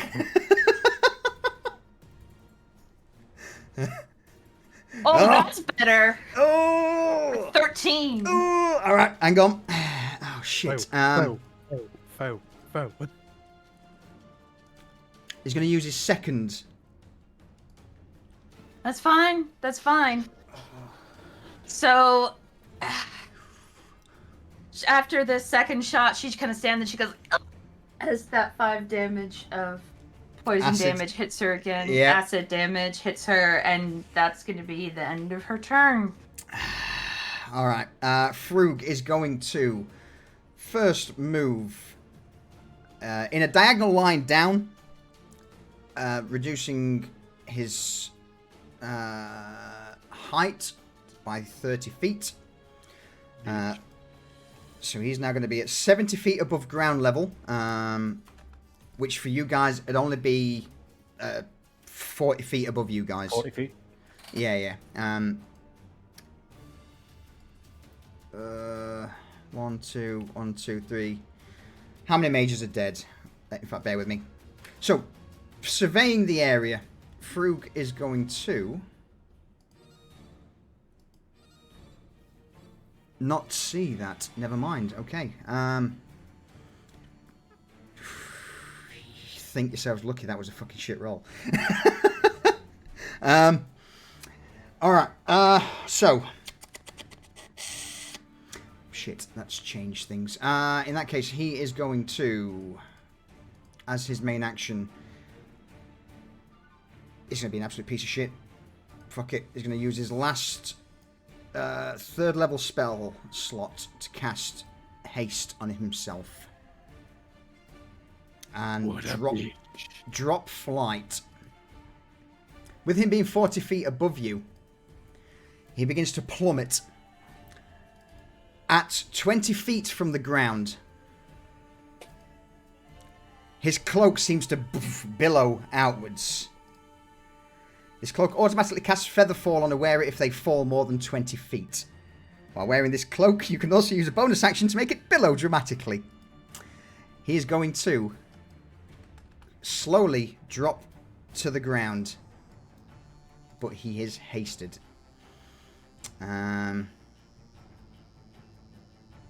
I'm not going to haste things, so... nope, not flying. Fuck it. Use that.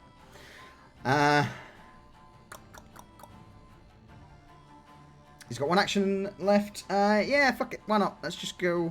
No, I haven't. He's got no... yeah, I have. Yeah. 4th level. Go... there. With a lightning bolt. No, he won't. No, he won't? No. No? Oh! Oh no! Alright, Garrett. This has been cast at 4th level, so I will actually need you to make a wisdom. Bear with me, let me just double check. Higher level, I believe. If casting 4th level higher, make an ability check using your spell casting ability, which for you, your spell casting ability will probably be... Charisma. Charisma, yep. So roll me a charisma check, please, Garrett.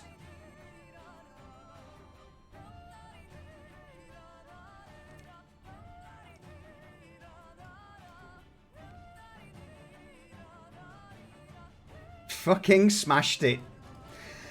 With an outstretched hand, this electrical energy begins to coalesce around, and just as it crackles out, Garrett, what do you do? How do you counter it? I go into my pouch, pull out the counter room, shatter it in my fist, and then just throw the shards towards Thrug. And that just throws his aim completely off.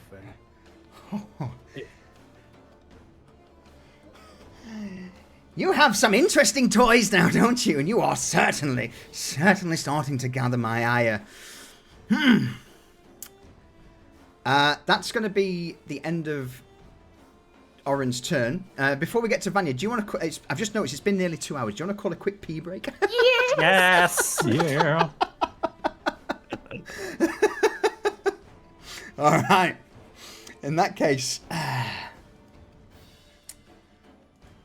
we will be right back. I mean, I'm also dancing in my chair, you know, both legs are going. I'm like, oh! Yeah, I have been for the last half an hour. I'm like, no, this is too good. It's too good. Well played on that count. I completely forgot you had the counter room. Good We've shit. had that for 40 odd episodes as well. Well fucking played, my man. All right, I will be right back.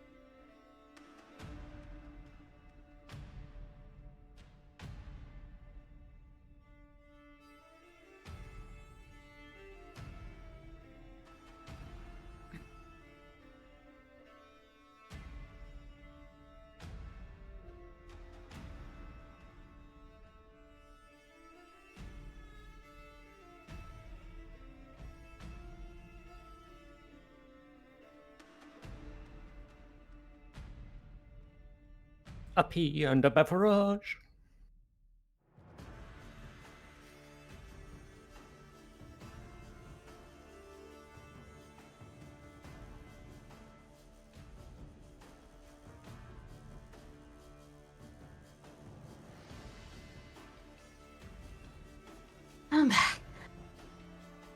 Welcome back. Yeah.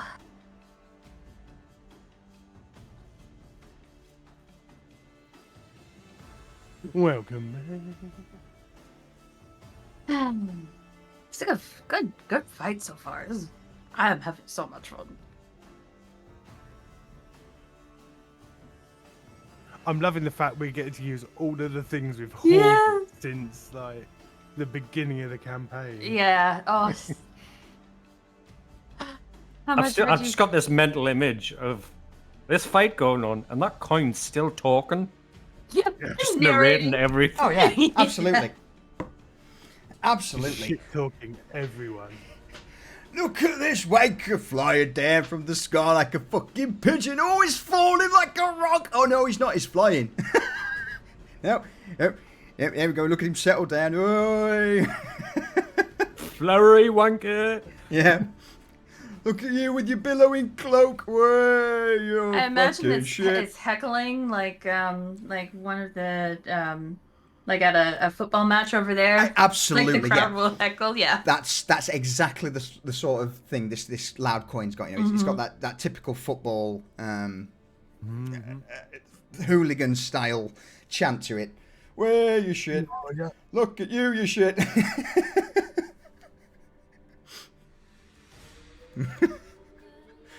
Oh, yeah. A lot of the stored assets have been pulled out. I'm impressed.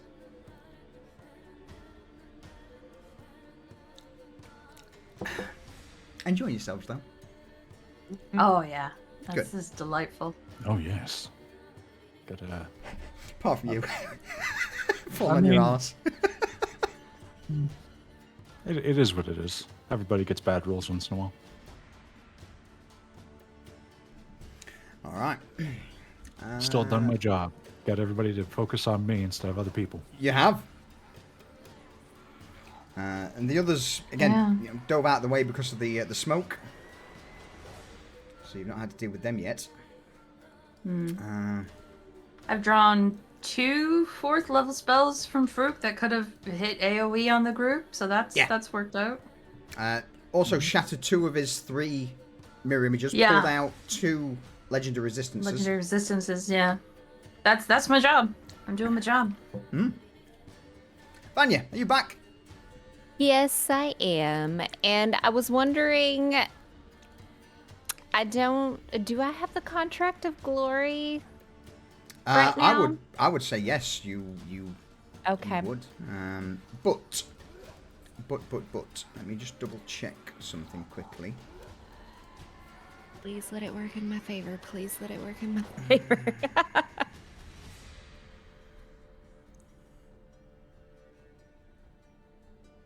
I'm kind of hitting and missing right now. Yeah, I would say you can. So if I will let you change, you can change your contract to usually once every short rest. But I will, since you've not changed it in a while, I'll let you do so. Oh, thank you. But bear in mind, it says when you hit a creature with a melee attack or a melee spell attack, melee being the key word there. All right. So with Frug, or obviously Orin having his turn done, Vanya, over to you. So, Vanya realizing that they have all these types of armor up, that her spells are going to be not as, what would you say, impactful. So she is going to move up to this individual in front of her, and she's going to target them, and she is going to pull out her rapier. Oh shit! Okay. And she's gonna kind of mimic Garn because she's not really, a weapons person. But she is going to try to kind of bash their head in with it. Instead of using the pointy end, you're going to use the blunt end. Yeah. Okay. Go for it. 17 hits. I also want to know how it looks. You know, what does you drawing on this this contract look like? So she's got it in her hand, and she's still kind of new to it, so she thinks she's gonna kind of like rub it on her body, like she's trying to absorb the power. And she's, you know, but she's gonna rub it really, really hard, where it's like kind of ripping it a little bit, so that, you know, it's like it's just kind of getting into, you know, where her clavicle is. She's even gonna kind of rub it under her armpit. And this is the Contract of Glory, is that correct? Yes. All right, if you want to throw that up for us, just tell us what it does. Whilst drawing on the power from the signer of this contract, when you hit a creature with a melee attack or a melee spell attack, you can add your charisma modifier, which is at the moment +4 to the damage roll. So click on damage, and in the situational bonus, just put in 4.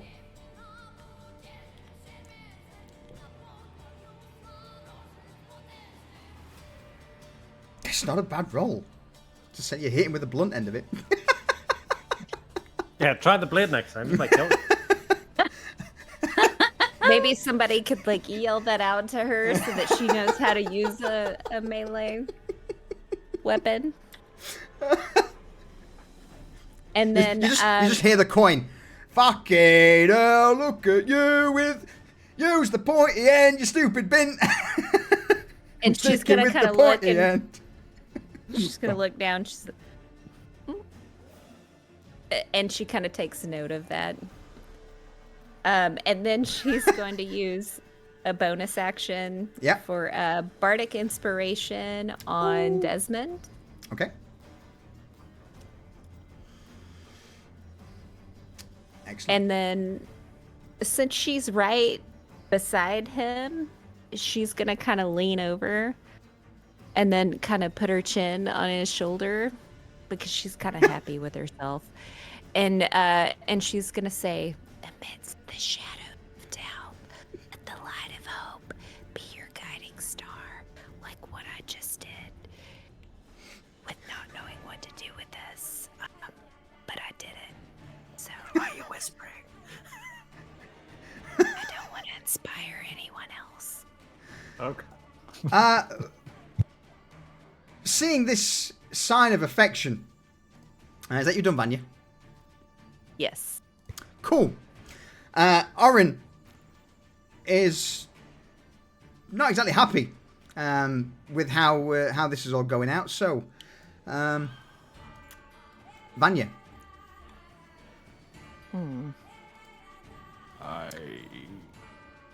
Yes, go on.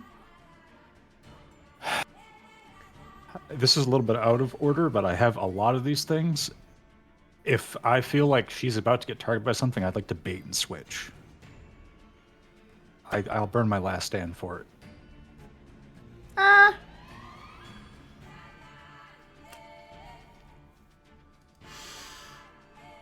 All right. All right. You will take the full brunt of this. Yep. But she's talking to me, and then this is all going on. It's coming up on the initiative. Yeah. Yeah. I will put it up here for you. All right. You take a 6th level magic missile. Okay. And so that's also going to boost her AC by... Well, this is going on straight on you, Desmond. I know, but she's got a 7 to her AC until... Oh, you're just doing the base... No, you don't need to burn your last stand for that. That's fine. Yeah. Yeah. Oh, so, I'll let you do that anyway. I'll just let you do that. That's fine. Yeah, but she's just going to get a bonus for AC, and I'm going to take her place. Absolutely. I'm going to hit you with a 6th level magic missile. So... Yep. 1. My baby. 2nd level. 3rd. 4th. 5th. 6th. You are assaulted as, with an outstretched hand, just a multitude of purplish orbs orbit Frug, and they all begin to launch in towards you. On top of that, In fact, no, that was a legendary action, and I forgot to do his other bonus action, so that's fine. That's on me. So that is a lot of damage. 5, 9, 11, 16, 9, 20, 25, 29, 32 points of damage. Oh my gosh. As you are just riddled with magic missile. I'm going to probably say either Reza, Cypher, or Garrett can do Skarn at this point, because they haven't done him yet. What's Skarn doing? Yeah, Go go on. on, Or then. you. Go on, Garrett. No, yeah, you speak up first. He's going to see the magic missiles fly over his shoulder and just turn and bound straight towards the guy that's thrown. Magic missiles at little Desmond, the man who beat him at an arm wrestle. He wants his rematch. All right. Send it. Okay. Bear in mind, you can see everything that Skarn can do, so whatever, you know, you go as ham as you want with him. Okay.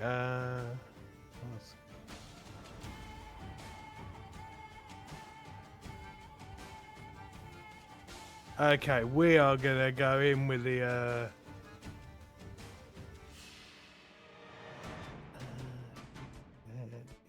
Yeah. We're just gonna go in with the Ravager and give him the full fucking full Dingle beans dangle. with it. Yeah, man.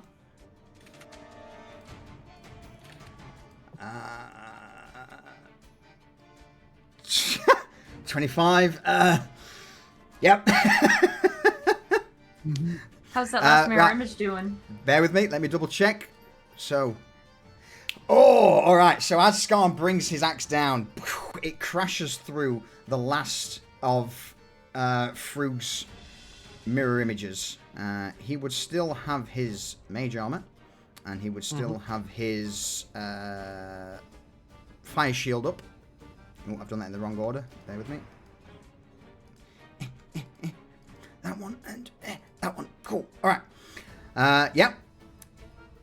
So yeah, the axe just crashes through. Okay, well, Skarn has multi-attack, doesn't he? He doesn't, but he's got action surge. Oh, I thought he had multi-attack. In that case, I'm No. going to action surge the shit out of this. Oh, where's that? In his features. All right.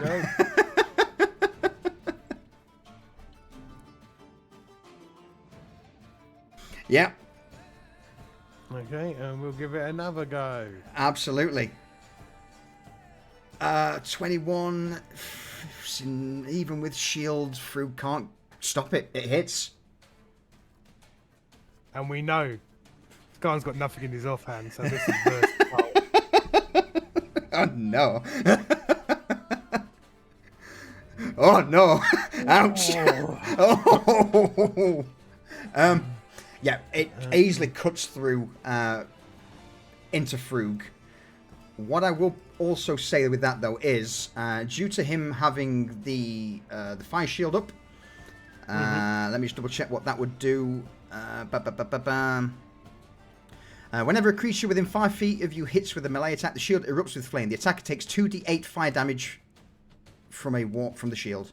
So Skarn would Same fire damage, isn't it? Oh, Skarn would take 20 points of fire damage, but because he's a Dragonborn, he doesn't. he doesn't at all. It only takes 10. And that's still classed as being uninjured because he's a fucking monster. Yeah. You just hear the coin go, "Oh, you fucked up, you little bastard! Oh, you're about to get ruined now." Die, gnome. And with that, Scar brings the axe down, two-handed. Oren dives away at the last minute, but not far enough as the axe cuts through shoulder down his chest, leaving a pretty nasty gash. Ouch. All right. Desmond. Is Skarn done, Garrett? Yeah, Skarn's got nothing else. Desmond, over to you. Okay. So Desmond just got absolutely obliterated by magic missiles. 6th level magic missile. Yeah. And he knows that this guy with the flame sword is still right here. Uh-huh. Sorry. All right. It wasn't letting me retarget for some reason. All right. So he's going to try to just smash this guy. Okay. Drop him because Vanya's still right there. Mm-hmm. And apparently doesn't know to use the proper end of her sword to stab people. Like, he didn't realize it was an ornament. She may need training after this. Oh, fuck off. Oh, that's Chicken roast fair play, terrible. dickhead. Yeah. That's terrible. Oh, that's terrible. What happens to the mage? So he has turned to face this guy who's like, "I'm sorry," and just slashing at him. And Desmond, after it, essentially when Vanya because Vanya has leaned over to whisper to him to give him inspiration, and as these projectiles were whizzing in from behind, Desmond essentially does like a pirouette, and she is leaning against him and just stumbles into where he was as he takes her place and gets blasted. And just spins around and just hits this guy square in the back as he's facing his friend who's just hacking away at him relentlessly with no control. And he just essentially, like, his hits him in the middle of the back. Mm-hmm. It caves in, and he basically folds backwards and falls at the feet of his friend. Of his friend.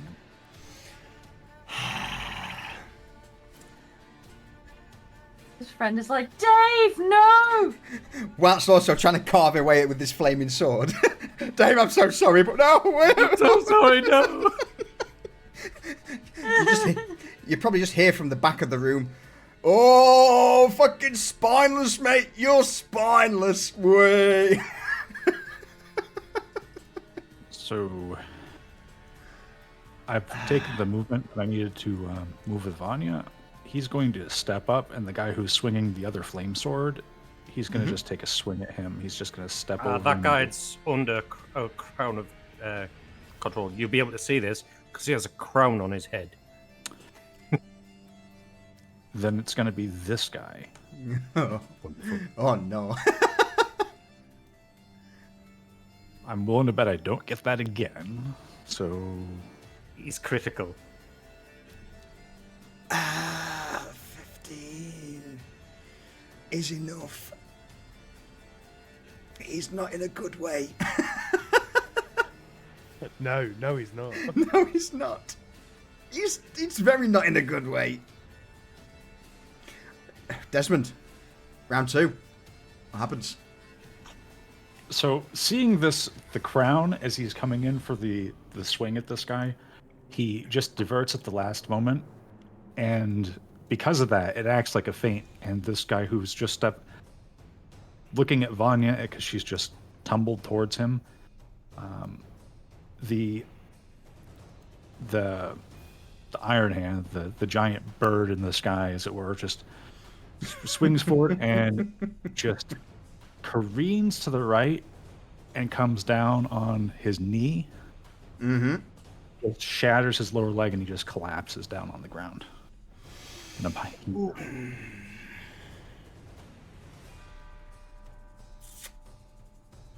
With his friend wailing, "No, Steve!" Steve! Steve! Steve! Man, We all wait right. till we kill Alan. Yeah, man. Is that you done, Desmond? That is all I can do. That is All right. I can do. With that then, the mages, with them hearing the commotion outside, those who have, the one who's currently concentrating on keeping the Ice Maiden polymorphed is going to just dip out of the way. Aww. Let me refresh Foundry for a second, because Couldn't move that token. There we go.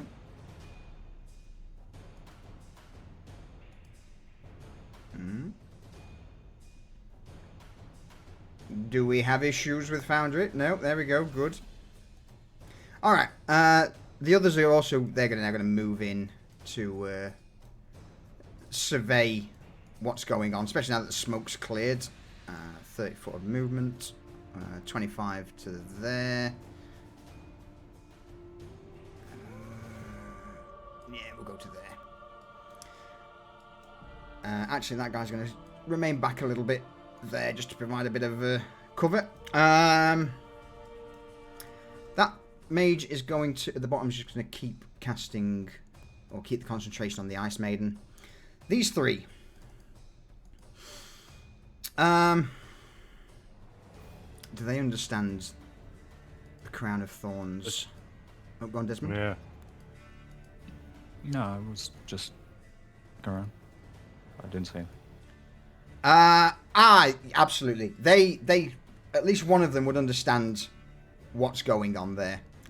So Yeah, because he'd be turning around about to fireball all his mates. He's like, yeah. So the one who sees it, which would be this woman who's just emerged, sees that her associates aiming, begrudgingly aiming a fireball in their direction. She's going to reply in kind, and she's just that little bit quicker. Last 3rd level spell slot, fireball. What have you done to Mike?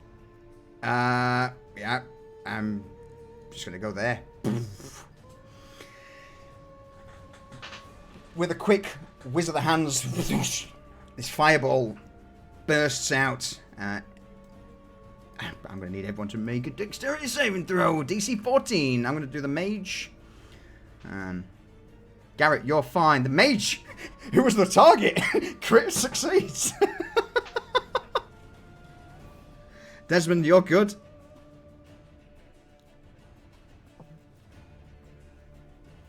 Skarn, does someone want to roll Skarn for me? Vanya, I'm going to need you to... thank you.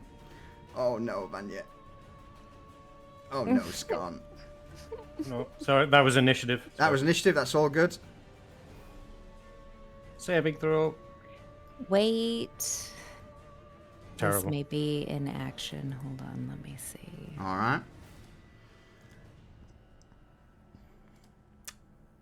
Nope, that's a hit die. Never mind. Alright. With that, though, Vanya, you would be the one taking the brunt of the damage. The Outcast Mage is going to take nothing from this, with that being a crit saving throw. You are hit in his place. So it's 20 fire damage all round. Desmond, you take half. Garrett, you take half. Half -2. Half -2 because of your jerkin. Treated jerkin. Mm-hmm. Right. Cypher, did you roll as well? Sorry, were you in that? Why would I be in that? I'm on the ground. You are. Derp. He's not actually. Derp. Yeah. You're right. I completely forgot about that. That's what the little symbol's for. Derp. So Skarn would take half of that as well. Just because even though he failed, he's resistant to fire. It's loving it. Didn't care. Skarn cares not for fire. He's like, oh. Wrong spell. Use something colder. But I not give you chance. So that was that mage there. The other ones are going to... let's just go with the first thing on the old list. This mage here was one at the back. They're going to cast lightning in a...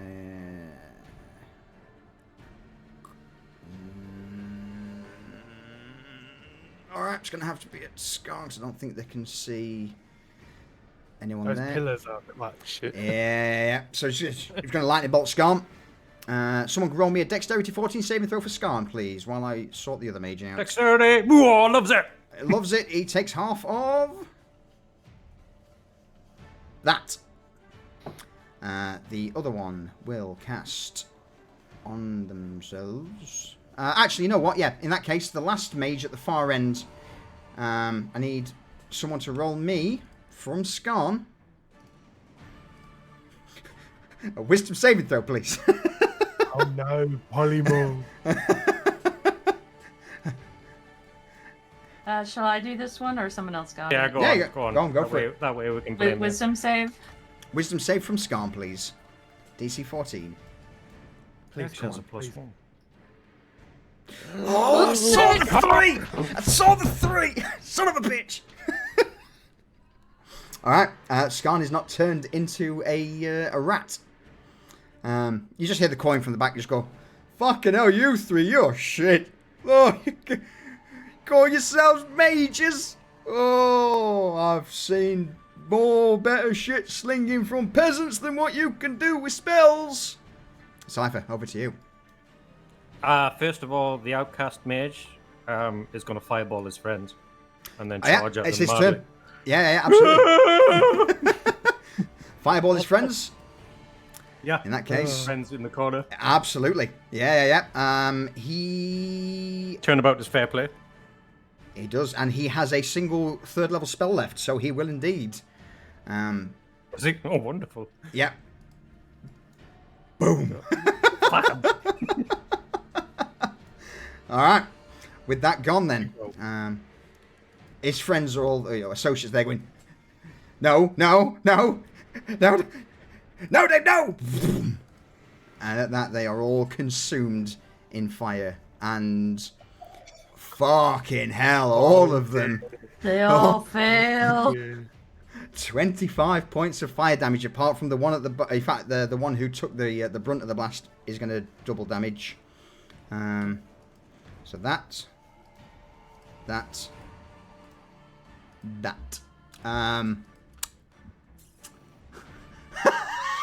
And then he's going to charge at him like a lunatic with his sword, with his flaming sword. With this flaming sword. Yeah. 30 feet forward. He's probably crying at this point in time. Absolutely, I yeah. didn't want to. Yeah. All right, let's just put them just so that they've obviously been.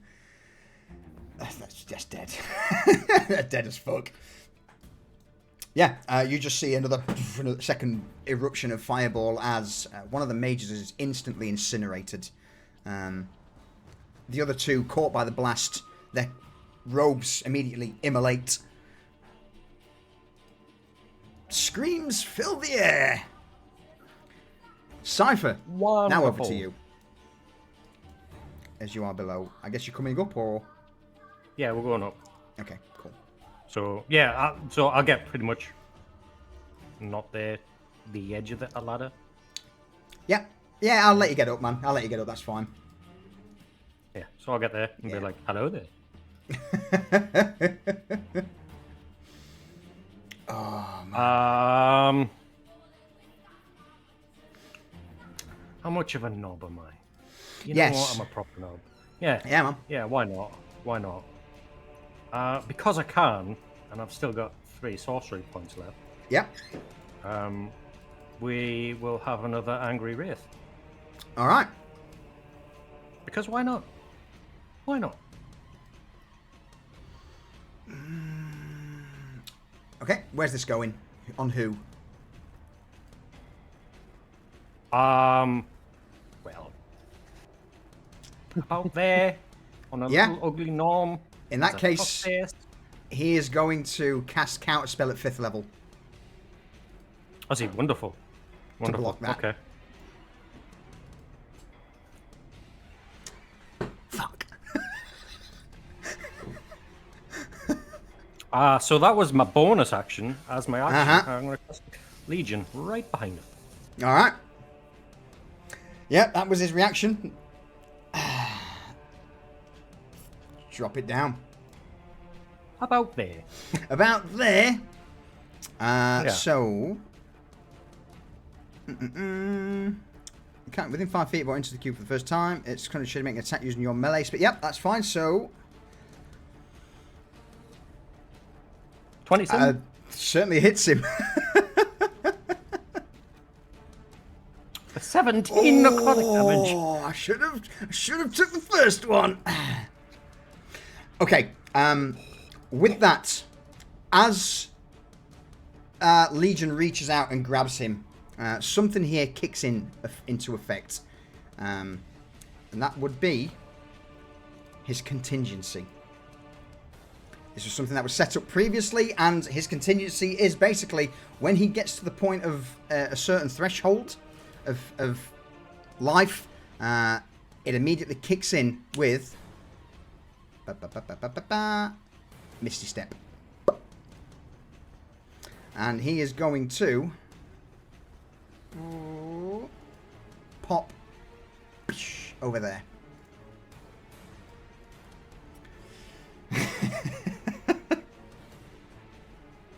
Okay. Alright. So as a free action, Seth is gonna be like, hey, where are you running? We only just started. Spitting blood out of his mouth at this point from the various wounds he took. He's like, alright, maybe I underestimated you all just a little. You can surrender if you want.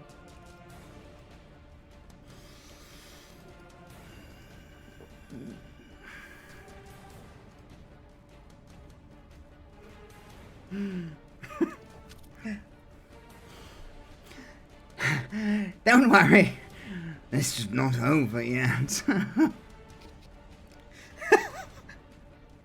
Anything further, Cypher? No. No. No. Alright, Ice Maiden. Hopefully, come on. Come on, girl. Get out. Get out. No. The rabbit takes over and she starts burrowing into the snow. Yeah. Yeah, she's just playing in the snow at this point. In her room, just, darting around. I mean, she's been a good distraction. Living her best bunny life. Yeah. Fucking hell. End of the turn. Top of the round. Garrett. Okay. Well, G-Man is going to have a little look at the wee gnome over there and, well, we'll take steady aim. Yeah. Fireblade. Yeah. Attack. With advantage. Oh, fuck me. And a crit. Fuck. Oh, is that going to be critical sneak attack to you? Oh, so let that contingency and run away. No.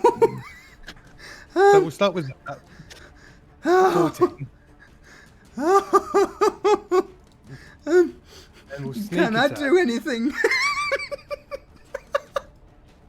Oh no! 32. Oh no! Oh no! Just a cheeky 46 damage from a throwing knife. How's he feeling right now? He's dead! Oh, this isn't over. You can surrender. Nah. He said no. He said no. Garrett, Garrett with 46 points of damage. What happens to the mage?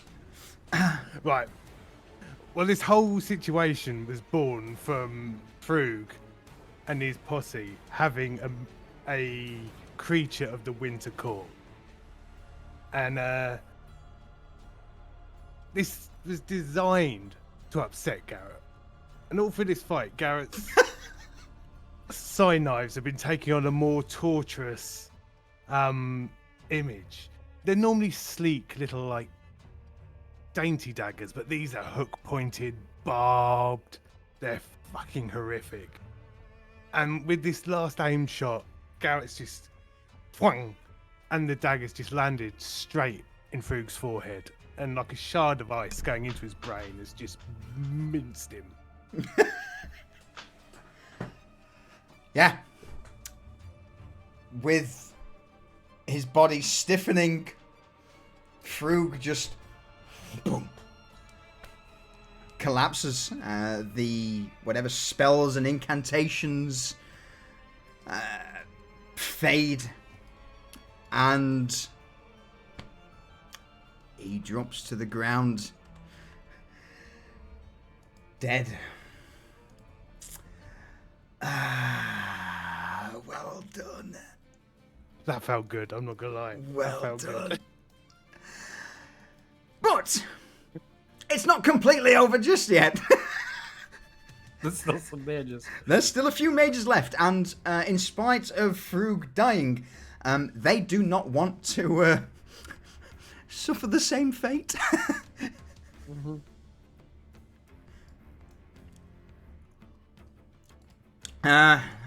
Bear with me. Let me see what... So, I mean, regardless, you know, they will no doubt try and escape. But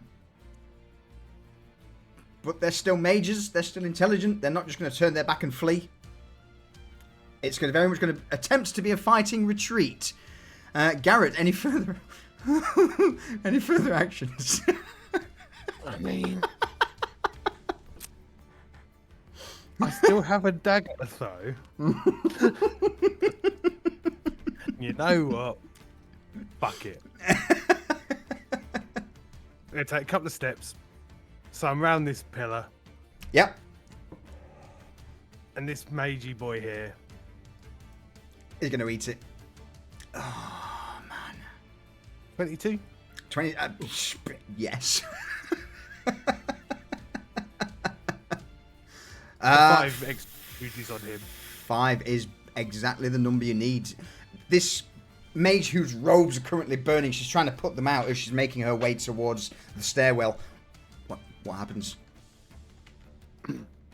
She's just not looking at him. Her back's to Garrett. He's not paying any attention. And before she knows it, there's another wickedly pointed and barbed side knife in the back of her head. The cold's that intense, it puts the fire out on the back of her head. Well, thank you for small mercies, eh? Yeah.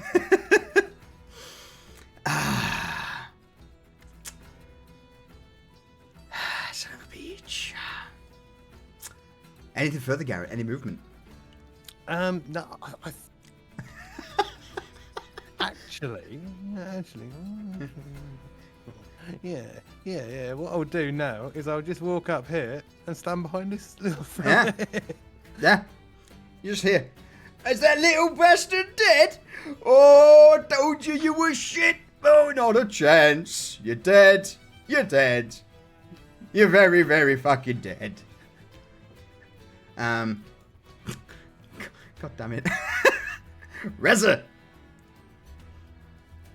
So Reza sees that Frug is dead, so she's like, right, mission accomplished. So she heads back home. No, I'm kidding. She will be like, all right, time to get stuck in. So she is going to, if I have the right button selected, she is going to move up 10 feet to the very, very edge of the roof. Yep. And then she is going to... Yep.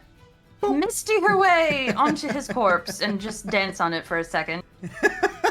And then that was her bonus action. And then she will move 40 feet. Okay. To there. Oh, look, mages.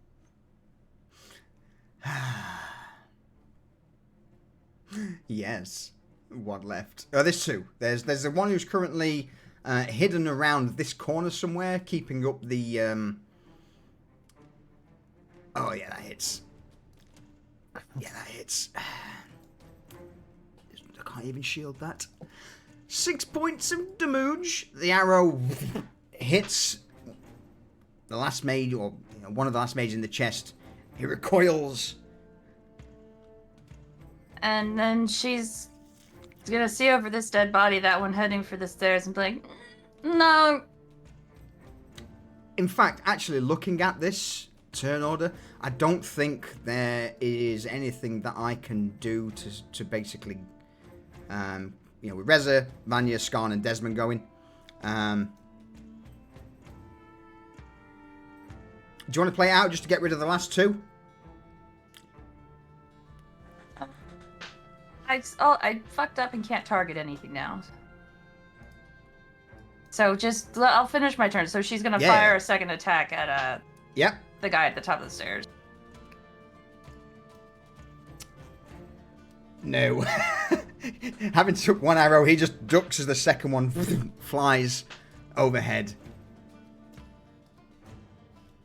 So she's like, oh, okay, well, next time. And so she's gonna. That's her turn done. All right. Yeah, we'll play it through. We'll play it through the end and see how it goes. Vanya, over to you. All right. So Vanya is going to. Still that guy. She's gonna. Mm-hmm. She's gonna skimmy through here, like just kind of fumble her way through the nest, like she's gonna go over it. Yep. Hopefully not ripping her dress. She's trying to be You just had careful, to but if open it your mouth, happens- didn't you? Roll me a It's all right, because Garrett's buying her a new one. roll me an acrobatics check.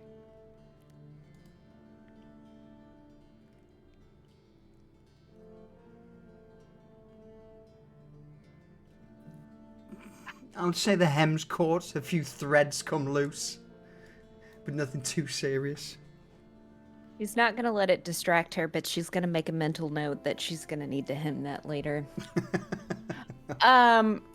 So with magic missile, let me see. Can I target multiple targets, or is it just one? But They've all got mage armor. you would know that these guys have all got mage armor, which basically they still have mage negates. Yes, I got rid of the thing, but yeah, they've all got mage armor active, so that negates magic missile.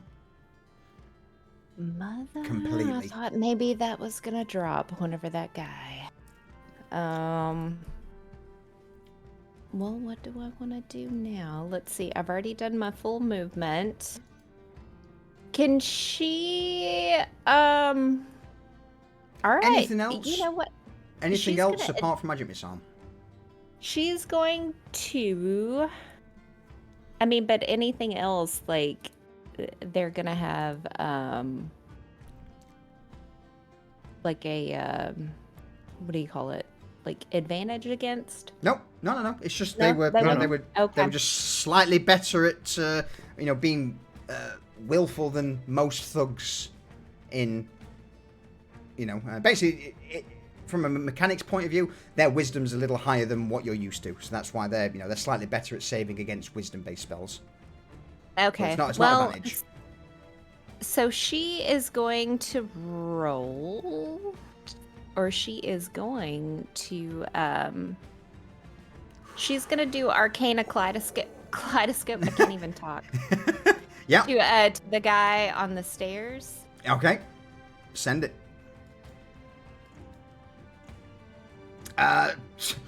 24 is enough. Yes, 24 is certainly a hit. You slam into him with the full power of your arcane kaleidoscope. And for 10 damage. All right. It hits them. It hurts. And also, on top of that, the next attack against that person, not frozen, anyone would, they would gain an additional 1d4 points of damage due to the arcane kaleidoscope. So yeah, her who's got on the top of the stairs is slammed into the wall for a moment, and she shakes her head, somewhat in a daze, before glancing over to you, growling. Any further actions? And then she's just going to end her turn with yelling back to Desmond and say, "That one for you."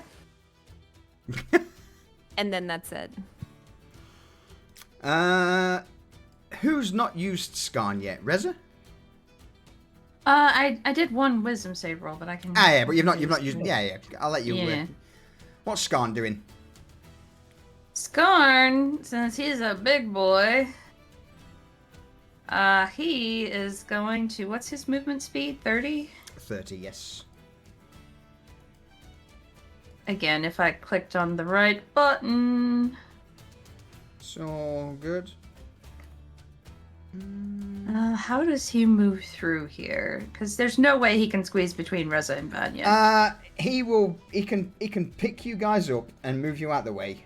Cheers, does. Okay, so he's gonna like get to like right. Yeah. He's gonna move here and then actually look back at look at this one. He can throw his axe if he wants. Oh. Yeah. It means he won't have it, as he'll have to go and pick it up. That's fine. I'm good with that. So do I just do the attack with the axe to do that, or? Yeah, just do a straight. I would probably say do it with a throw, and then we'll use the damage of the Skarn's Ravager. So use the throw attack to attack, and then Skarn's Ravager for the damage.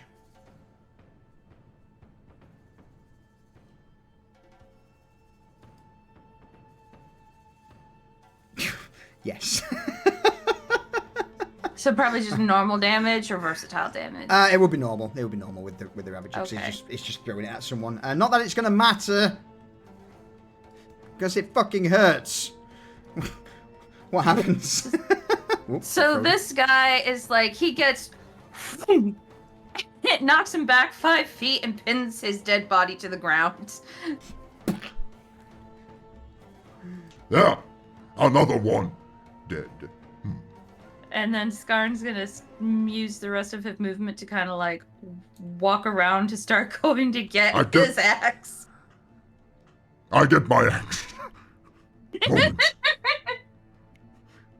It's his turn.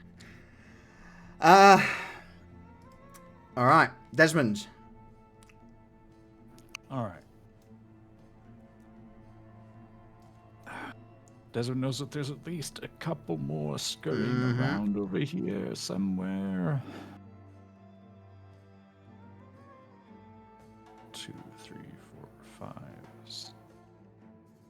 There. Roll me an insight check quick before you move. Okay.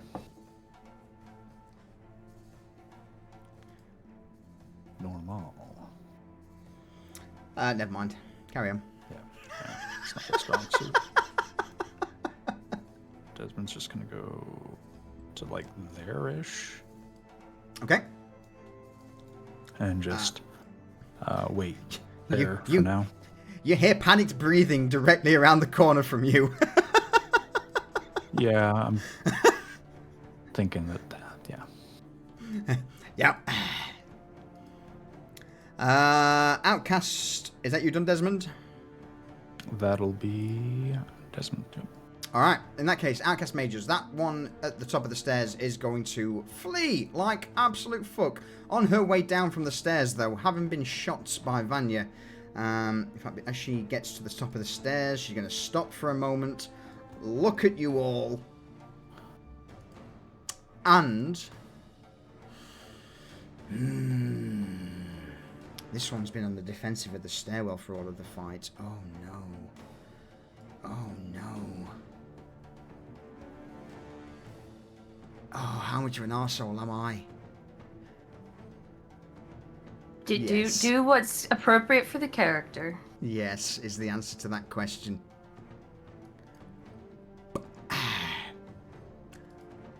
On her way down the stairs, she's going to quickly mutter a few words of incantation. As she gets...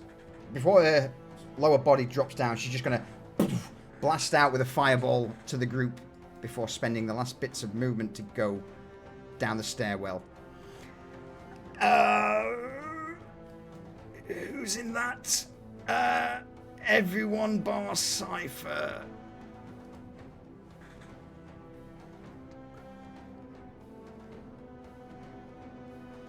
Oh.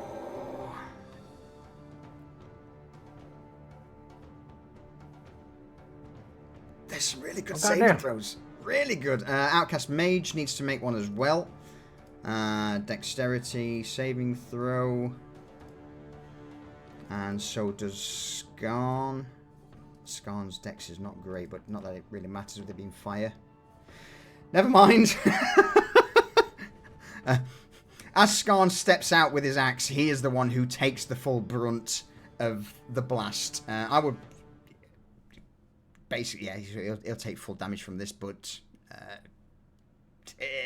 yeah. Alright, damage. Big rolls. Oh, big rolls! Let's go! So Skarn would take the full 41. The rest of you would take half of that. Yep. Maz is like, not today.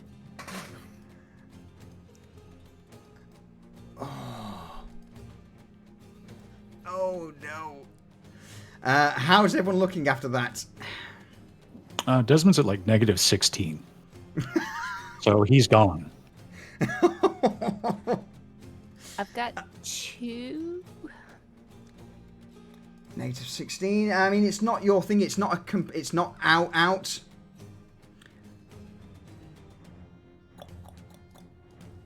Bear with me. So yeah, that basically dropped you to 0, Desmond, as you drop to the ground. The flame washes over everyone.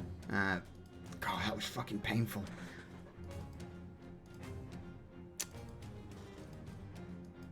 Desmond. In fact, it's just been your turn. You're good for this. It'll be death saving throws going forward. The other mage is going to move 5, 25 to there. As their action, they're going to dash. 15, jump down. That's probably going to be more than a 10-foot drop at that point, so they're going to take 1d6, 3 points of damage as they drop to the ground. Cypher. The flamey mage boy is going to chase after his friend. Okay. He's going to chase after him, yep. So he's basically going to go in straight to there. Sorry to interrupt. Go Should for it. that mage not do a constitution check for concentration for polymorph? No, because that one's not been hit. He just took He 3 took damage. though. Oh, shit. You're right. He did. He fallen. fell down. Yeah. Mm-hmm. Ability check. Yeah.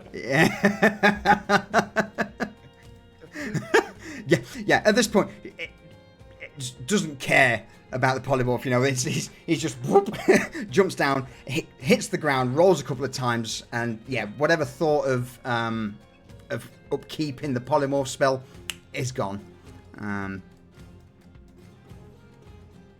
Good call. Thank you. All right. What's the mage doing? Who's chasing them, Cypher?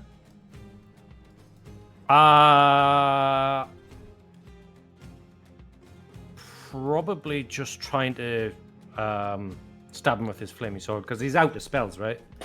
No, he's still got a level 4 If he can't get a spell. melee range, He's got a level 4 he? spell.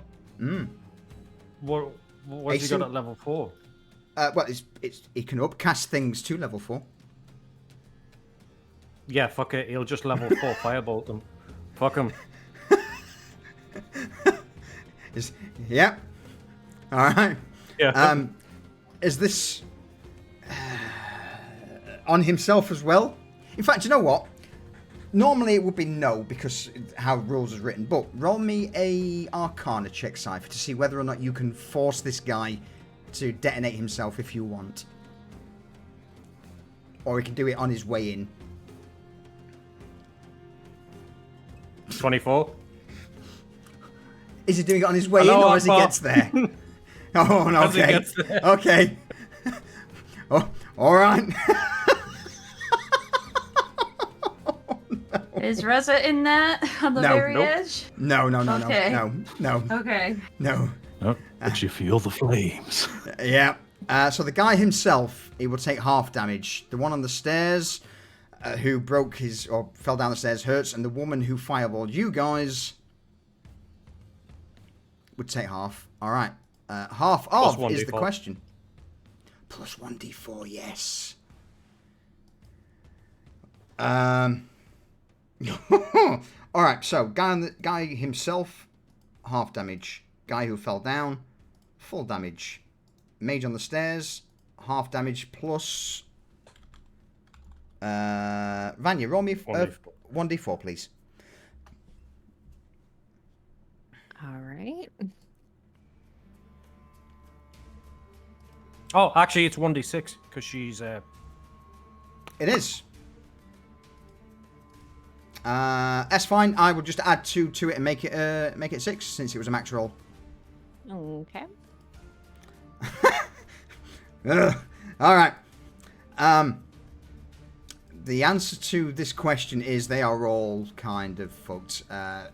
Being critical, I would say the detonation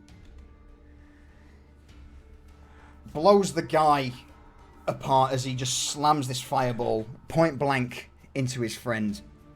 As the two going down the stairs are immolated, due to the force, they are blown further down the stairs, and I mean they've got what? He's got 3 HP left, and the other one's got 2. So I'm happy. I'm comfortable to say that at that there's no surviving. Reza's just gonna make sure of that with one of them. All right. And Yeah. just kind of walk over the dead, Snacks it burning in? corpse. Okay. And just kind of picks up the one guy, bats out the flames on his neck, and she's just like...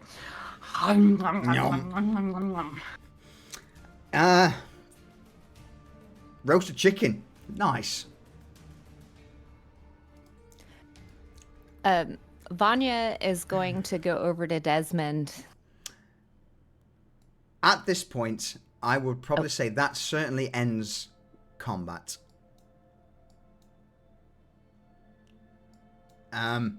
The immediate issue seems to be... Desmond, how do you look at the moment?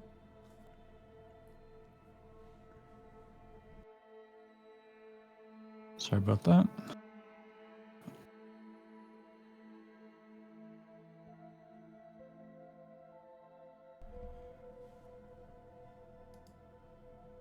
Desmond? Yeah, sorry, I missed what you said. Oh, how do you look at the moment? This is... Desmond is Your call. singed. He has he has, from the magic missile, it looks like basically, like pock marks, like where these blasts hit him all over. He is still smoldering a little bit from that last fireball. He has just been absolutely devastated. He's really rough.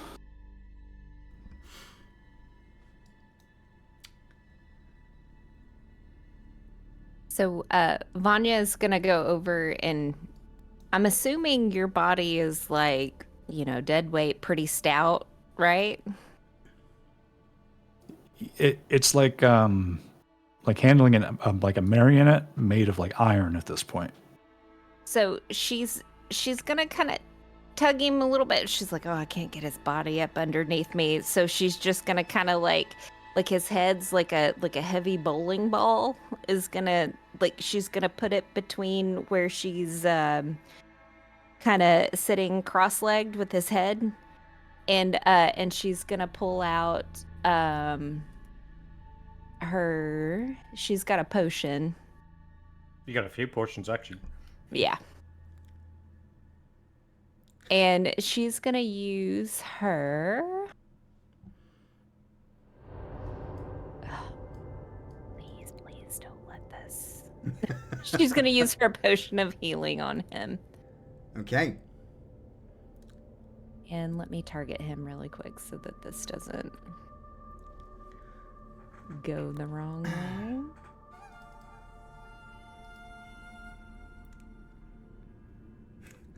Oh, it's a potion of healing. Healing question mark. Oh boy. Please. So, funnily enough, over the last few days, I have actually made a new table for this called The Consequences of Nature.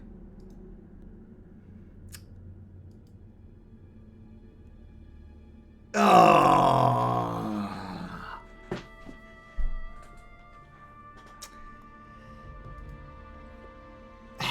That would be the consequence of downing this potion. How much does it... I mean, Desmond, Vanya, this is strictly Right. with you two. Well, you can roll the healing on that, I'm pretty sure. Okay. She's gonna instantly panic because she sees the bloat and she's thinking that he is going to, just like what happened to Timothy. She's like, She stabs him? no, like, remember he exploded because of bloat? Yeah, no, I remember. Just, she's gonna be like freaking out, and she's gonna be, he's blown, he's gonna explode, he's gonna explode, he's gonna explode.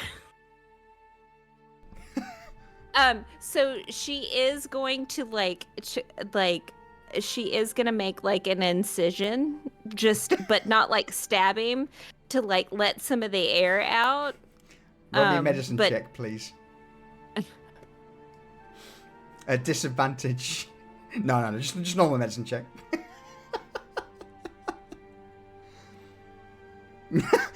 Oh, even a twist of fate from fucking Desmond. All right. Go on, Reza, sorry. While this is going on. She thinks that Vanya is panicking, so she's gonna walk over and slap her.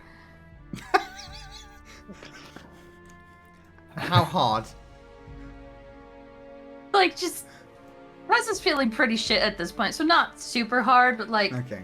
Just like a light slap. Snap out of it. Okay, like not an unarmed strike attack. No, Hard. she's Oh, shit. not trying to make... No, it's tempting to make her unconscious. Wait a minute, let me think about this. No, she doesn't make her unconscious.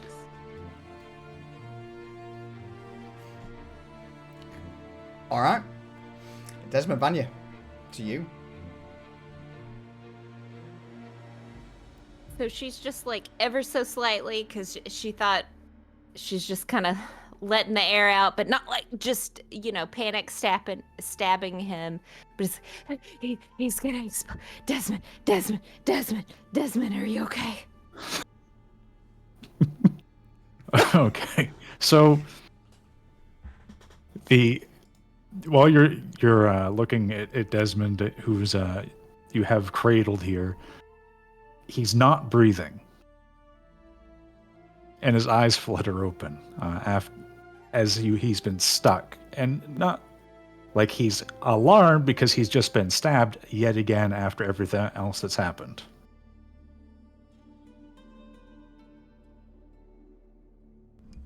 And just and his face is almost like because of the texture of his skin and everything, he's like super bloated, and like he's puffy and almost like shiny. Like think Violet from Willy Wonka. Like just what? Just Desmond waddling about. And so because of where he is, he resembles like a tortoise on its back.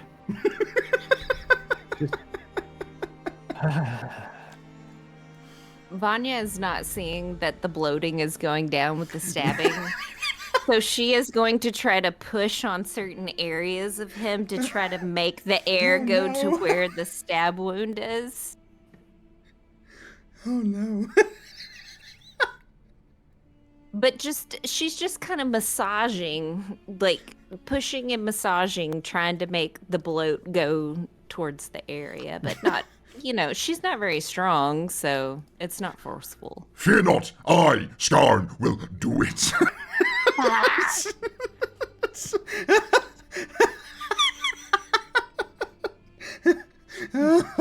Scarn, will start to muscle in between you, Vanya. And he'll just grab Desmond by the top of the head and lift him up. I'm so sorry, Desmond. I didn't think he would do this. Okay, so Desmond's just there, like shell shocked, like he saw the light, and he's brought back by a potent healing item that's messed him up, and he's been stabbed, he's been perforated, and then like he's like, just because he has hit points doesn't mean he's in really any shape to do anything. No, of course not. So he's just kind of dangling, but his arms are like out to the side a little bit because of all the swelling and just dangling there, and he's just getting picked up by his head. His, like hair, I assume. You're not dead. No, Skarn's hands are big enough to completely cradle your head, so he's going to literally pick you up by the head and just bring you close to his face and stare at you. This not enough to kill you. No.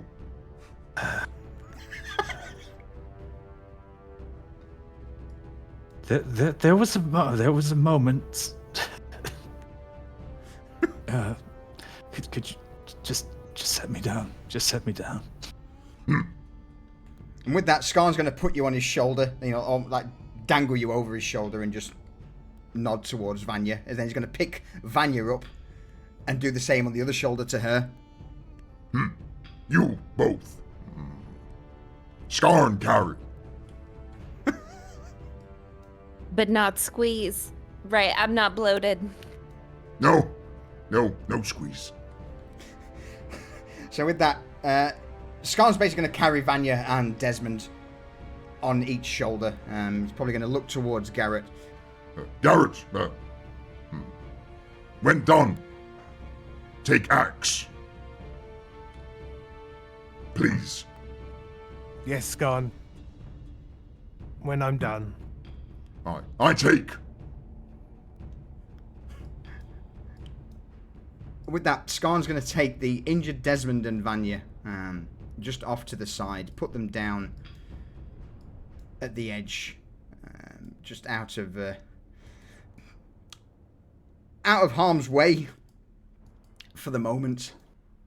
Yeah, Desmond sat here. He's going to look over at Vanya, just lolling his head back and just look at her and go, "But they're all dead, right?" That's what's important. And that potion did 19 points of healing, even though you're puffed up like a blueberry. Yes. Yeah, of course I go, Vanya. I'm gonna call it 18 points because I've been stabbed. She's gonna be rubbing his ever so bloated cheeks and saying, yes, Desmond, they're all gone now. You're doing great. Skar's going to look at you, Vanya. When it starts hurting. Yeah, and at that point, Skar's going to look at you and like, You do realize, and he'll point a finger towards you, Vanya. And I would probably say, in fact, how do you look? You are on death's door. Probably shock is keeping you going at the minute. Yeah, she is pale-faced, kind of just her dress is ragged, she's got soot from the burns all over, and she's just incredibly weak. So the rubbing of the cheek is just all that she can muster. And you could just tell by, her words that this is just every ounce of energy that she has, but she's just kind of she's just slinking back. And so that the rubs on the cheek of Desmond, it's just eventually just going to be the tips of her fingers where she's just eventually it's going to miss because she's just laying back to rest. That's so sad. But it's her child. So she thinks. With the immediate threat of Desmond nearly dying now out of the way, Garrett, Reza, and Cypher. It looks to me like Cypher and Reza, you two have got something that you want to do together. So, and Garrett's obviously off to see the Ice Maiden. So, who wants to go first out of you two? Oh, you three, sorry. Let's Cypher and Reza go first, because Yeah. I need a wee.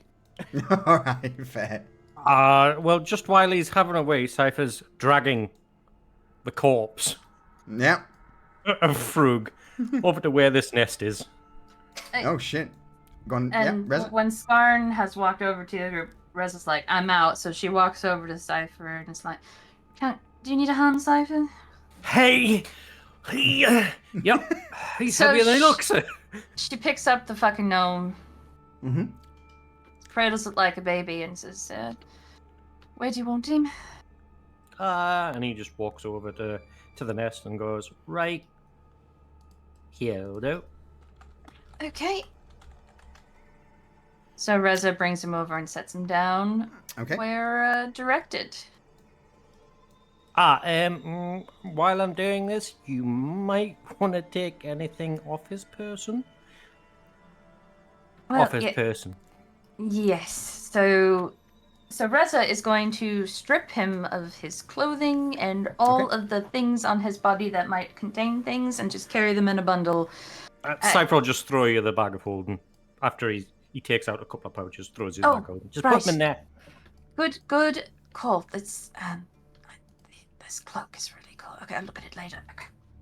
She stuffs everything in the bag of holding. Should I step back or this? Yes, this may be unpleasant for you. Timothy, it's time. Oh, for fuck's sake. Hold!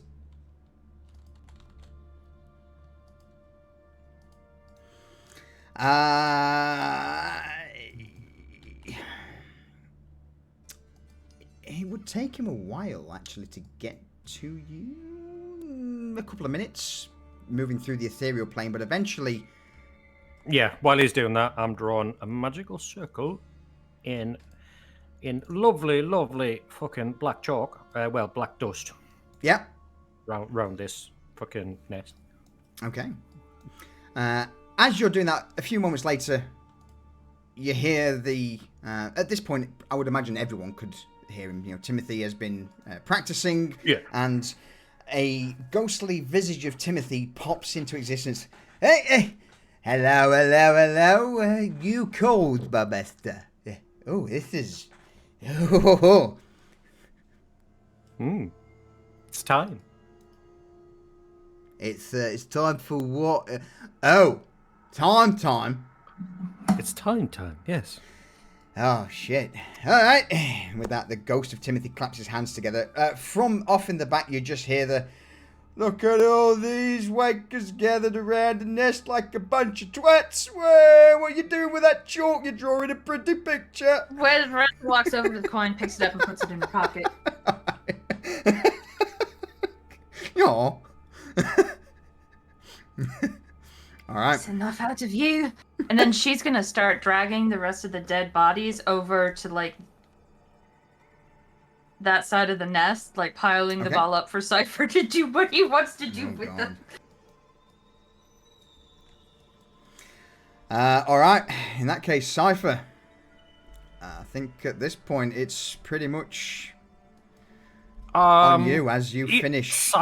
Cypher's just prepping his spell. Well, yeah, this burning sigil will appear on the floor, and Cypher will just stand there patiently while Garrett chats with the Ice Maiden. He wants to wait till they're finished. All right.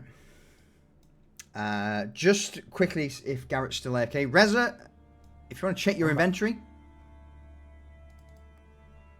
Okay. There's a lot of shit in there. Garrett, over to you.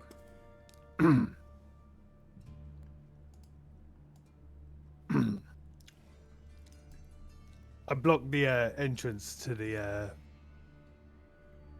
Ice Maiden's room, cell. Yeah. Cell. Walk-in freezer. However you want to call it.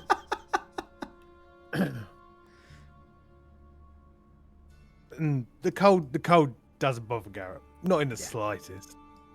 In fact, it's it's quite pleasant in here right now. Yeah, yeah.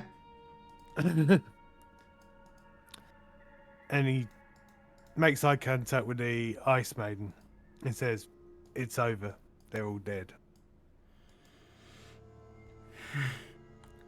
The Ice Maiden, at this point, having recently returned back to that form of normality, is almost on her knees. She weakly looks up at Garrett. I see. So it was you here after all.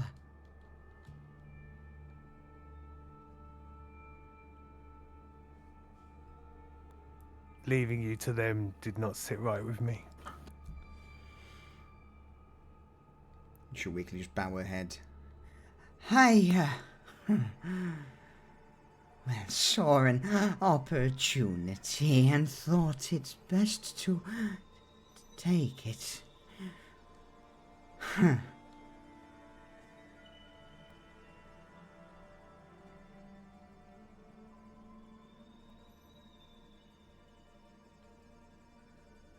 You did the court proud with your actions today.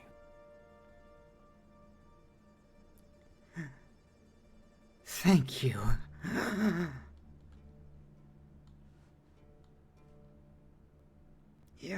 Your words are appreciated.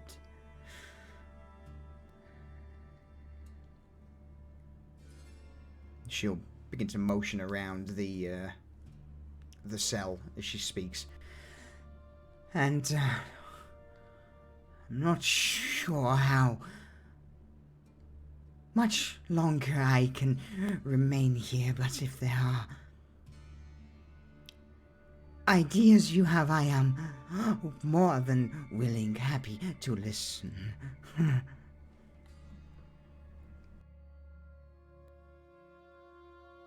I don't think you're strong enough to make it back to your home.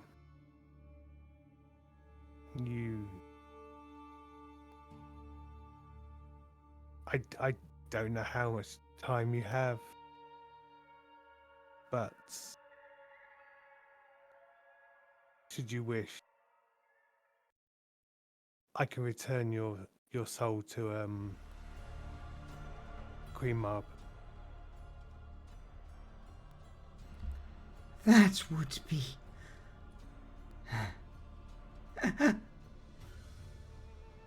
appreciated. Then allow me to gift you my heart of ice.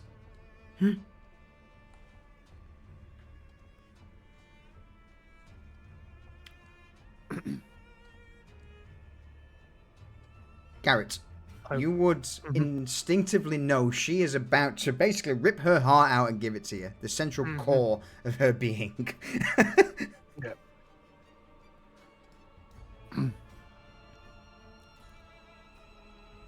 Words aren't useful here. Garrett just nods and takes a step forwards. With that, on her knees still, the incredibly weakened Ice Maiden will bring up a shaking hand towards her chest, and with a quick rag and push inside, the cracking of ice echoes around the chamber as her hand punctures into her chest, and the shattering noise rips out what can only be described as a hexagonal block of ice that radiates with the familiar fey powers that you're used to. And as she begins to offer this frozen heart towards you, as it gets within 10 inches from you, her body stops moving, and almost like an ice statue, she just remains in this position with her heart held aloft for you to grasp. No movement, no life. Whatever fey energies powered the Ice Maiden and coursed through her now reside only in this small, 3-inch diameter block of ice held in what's basically now an ice sculpture's hand. And before taking the heart, I just whisper in Sylvan, not expecting her to be able to hear, but more for my own belief system. Bear your soul to the Queen of Ice and Cold, where you'll be reborn once more in the courts.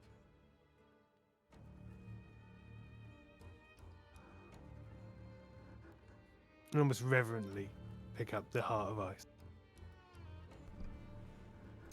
All right. Allow me to add.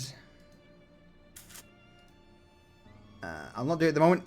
I will add the Heart of Ice to your inventory when I get a minute. Mm-hmm.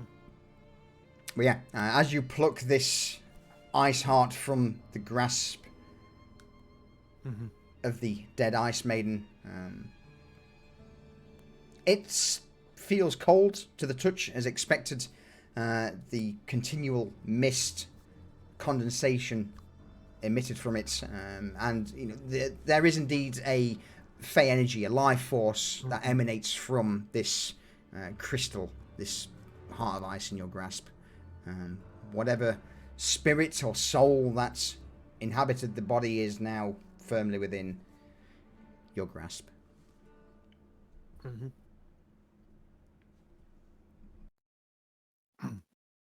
I take a couple of faltering steps out of the air. So I'll go over there. You okay?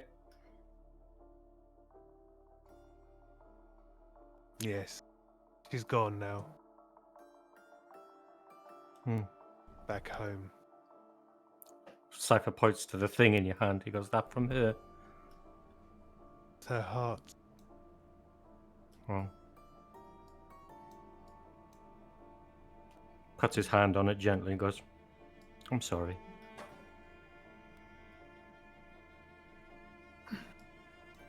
You've nothing to be sorry about. It was their sin. But now she'll be reborn in the heart of the court, under the Queen's gaze. That's not why I'm apologizing. And bright necrotic energy, a flare in Cypher's focusing crystal in his left eye, and he will absorb the heart and then teleport into the middle of the circle.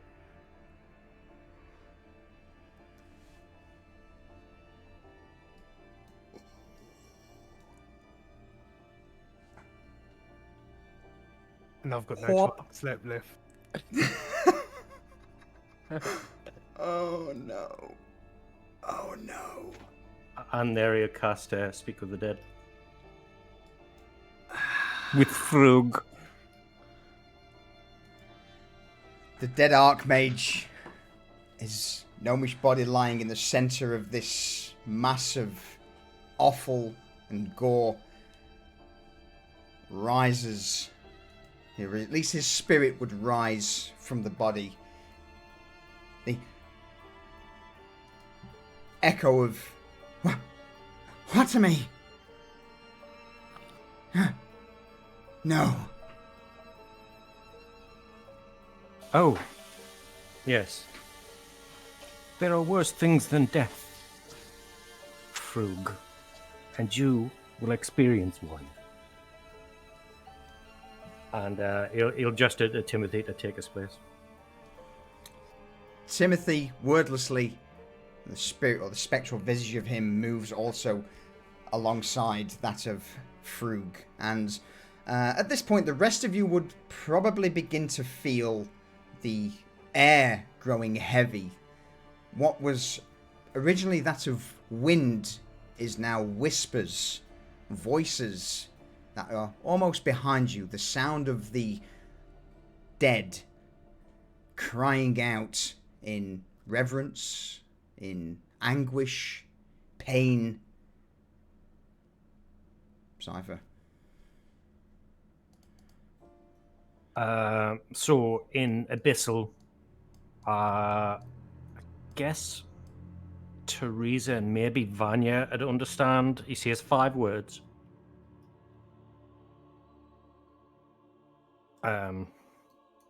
Gestures to Timothy. He goes, the willing. Gestures to the empty space on the other side of Frug.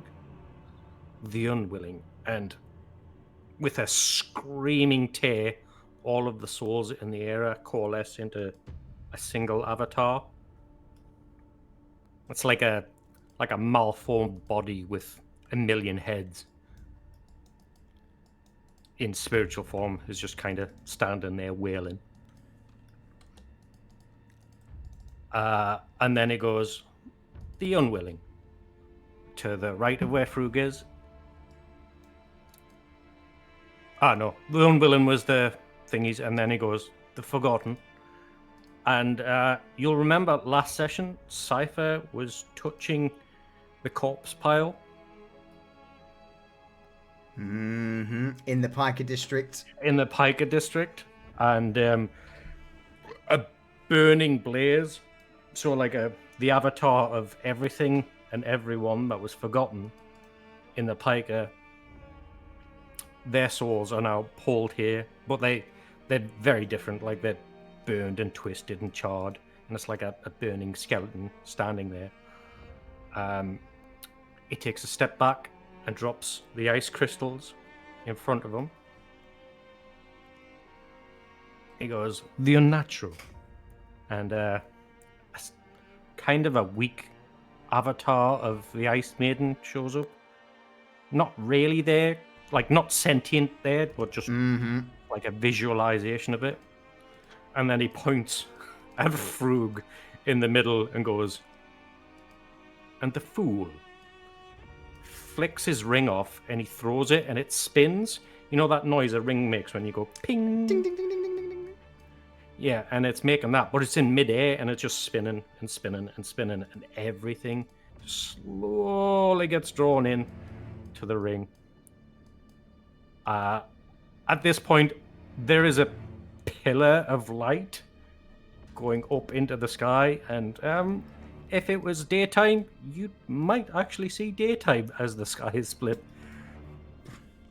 It's a sickly greenish hue that seems to erupt from the tower of the outcasts, from the balcony where this is going on.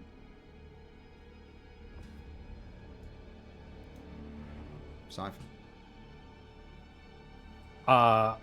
And anybody that is undead and in the local area would feel this horrible tugging on their soul. So, Reza, this is probably very unpleasant for you to be that close in the vicinity. But yeah, it goes in and it's like it turns into a giant tornado that Cypher's in the middle of with this ring spinning above him, and it just kind of all distills down into the ring, and out goes the light, and the ring's just spinning there until Cypher just grabs it and slips it on his finger.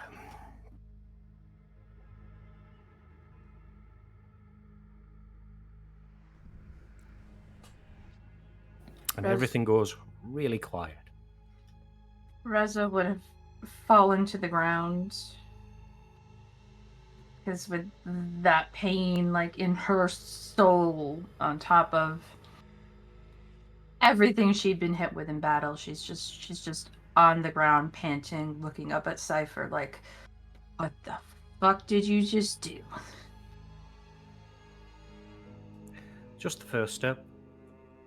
And he just walks away, and we should gather everything that will have been noticed by everyone.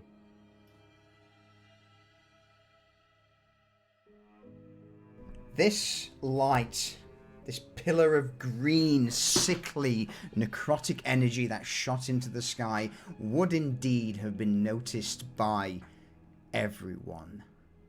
Not just in the slums. This thing pierced high into the heavens. A beacon of interest for all around to see. Here in the outskirts of Novostoya, between Malmstown and Svinstead, a little beacon of light that would no doubt garner the interest of various parties further deeper into the city.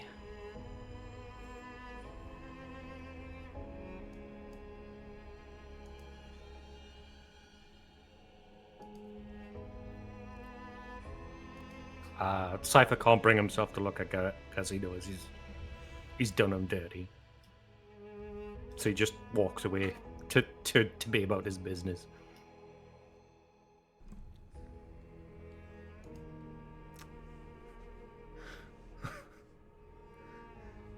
Skarn would probably pick up Vanya and Desmond over his shoulders. A concerned expression across his face.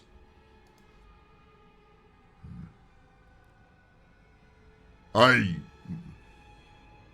will take away. Back to the folly, Scorn. Take the back streets. I will do. The Dragonborn, with probably a half-conscious Vanya and half-conscious Desmond, will begin to make his way down the stairwell back into the courtyard. You'll just hear Vanya, like, you know, because she's oblivious of what's going on. She may have, like, heard what Cypher had said, but she's just gonna keep chanting, I didn't kill him. He didn't explode. I didn't kill him. He didn't explode.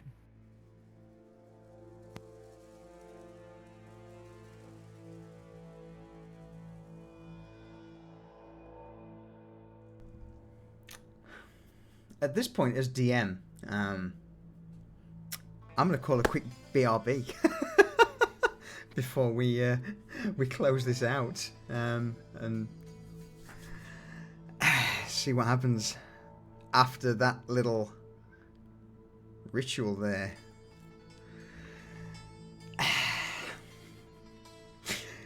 Lee, Lucius, that's on you too. Be right back.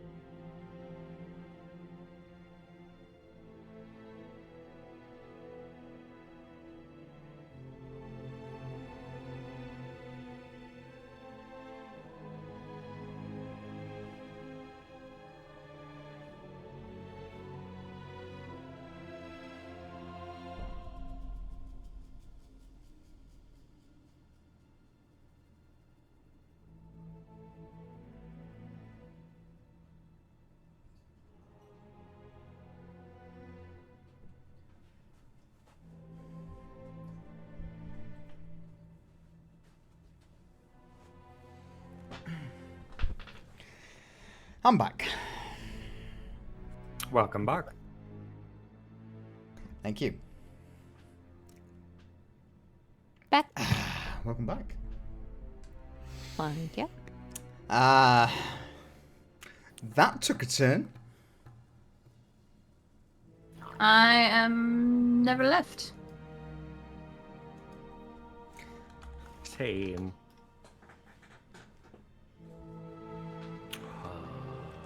Sorry, not sorry.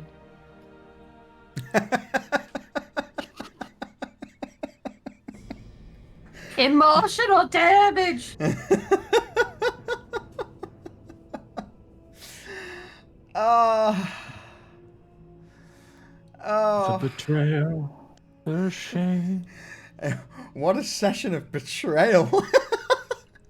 First Majors stabbing their friends and then Cypher stealing this fucking heart of an ice maiden to sacrifice in some profane ritual. Fucking hell.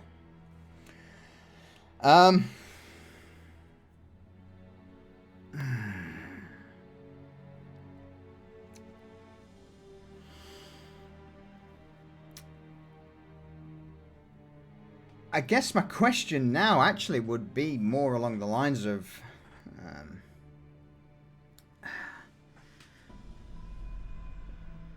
do we want to head back to the Folly and rest, recuperate, think on what the hell's just happened, or No, is there things people Cypher's would gonna wanna do? Cypher's gonna stay behind and direct anybody that was here in the fucking. All right, everything you can into that fucking car. Anything that Cypher sees that's fucking nice goes in the bag. Because I know Salim's not far behind and he saw the pyrotechnics. Salim and Group A are very close by. The initial contractor group and the second group would be in the archive just nearby, and I would certainly imagine that with all the windows, the green light would burst through their window, through there as well, to alert them. Cypher, we have to be out of here within the hour. There will be an Inquisitor here. There will, yes. Rosa's gonna look at Garrett. Who isn't there? She's gonna look for Garrett. Oh no. Oh no. While the ritual was going on, Garrett went down the back stairs and out of the building.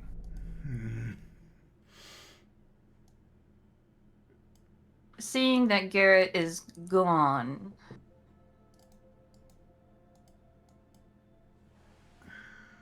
Reza will watch Skarn trotting off with Desmond and Vanya, and she'll look at Cypher, who probably looks like the pig that rolled in shit and got away with it right now.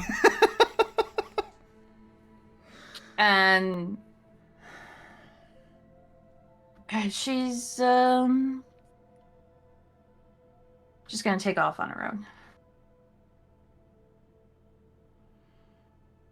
Stealthily. So Cypher will be on his own directing the cleanup duty while everybody. Alright. Salim would, and his associates, guards, would no doubt barge in at some point. One of them no doubt sent off to alert those in the archive to load up the wagon with anything of interest before getting out as soon as fucking possible. Cypher. Mm-hmm. As this would probably take 20 minutes, half hour, for everything to be fully done, and as everyone departs the Outcasts' coven, leaving it completely empty and barren, with the exception of the howling wind and the sound of drizzle on cobbles and slate. In your hand, now on your finger, a ring that pulsates with the souls of the damned, those forgotten, those willing, those unwilling, the unnatural, and the fool. It's so close now. The power you crave, or the power you want, perhaps. The power that you have been researching into. Your goal. So close. So close. Just a few more steps remain.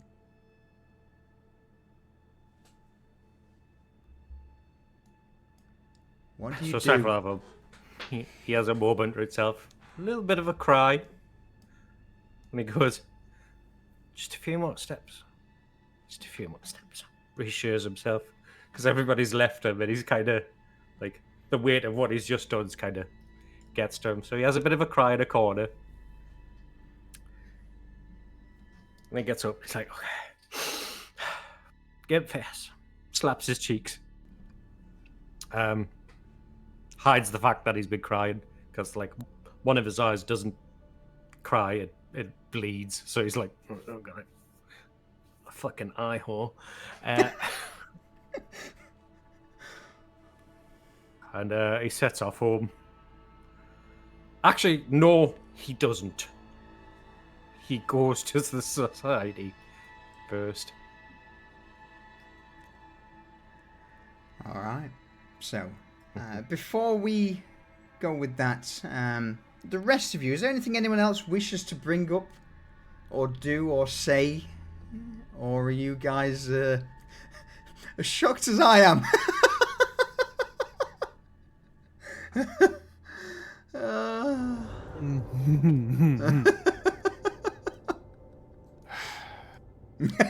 I'm not heading back to the folly. Neither am I. All right, so hang on. Desmond and Vanya.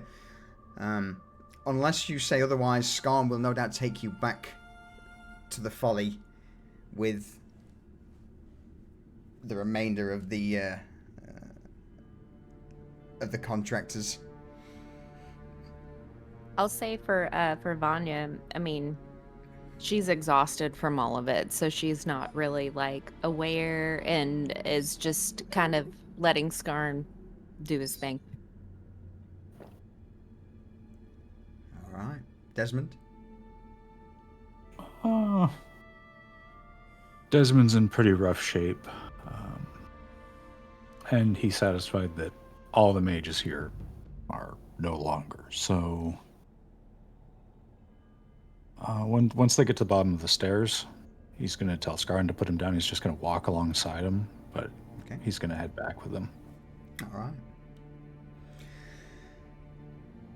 Skarn, Vanya over one shoulder. Desmond, you walking beside Salim, along with a multitude of others, including Rurik and the Spyglass Sentinels. There is an individual missing from the group, and that would be the woman by the name of Selvi, but with that you all return to the folly. A large man in rags and a half-orc pushing a wagon laden with books, a few crates of items and various other miscellaneous. Everyone at this point would probably seem, the vast majority at least, somewhat defeated, wounded, sore, tired, exhausted. And of course there would certainly be a gagged and bound mage sat on the wagon as well, but with that, this group would meander their way back through the streets of Malmstown, through Piker District, and eventually back towards the Baron's Folly. Garrett, Reza, is there anything you wish to add to this, or is this a next session affair?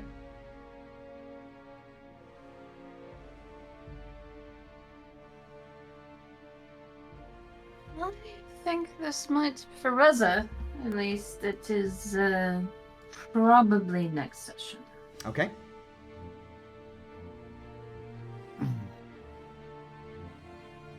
Garrett? Garrett starts walking,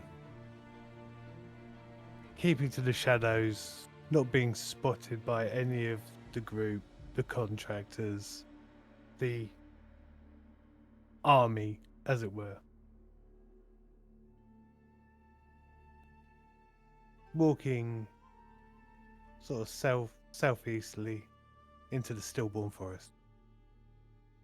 Okay, fuck.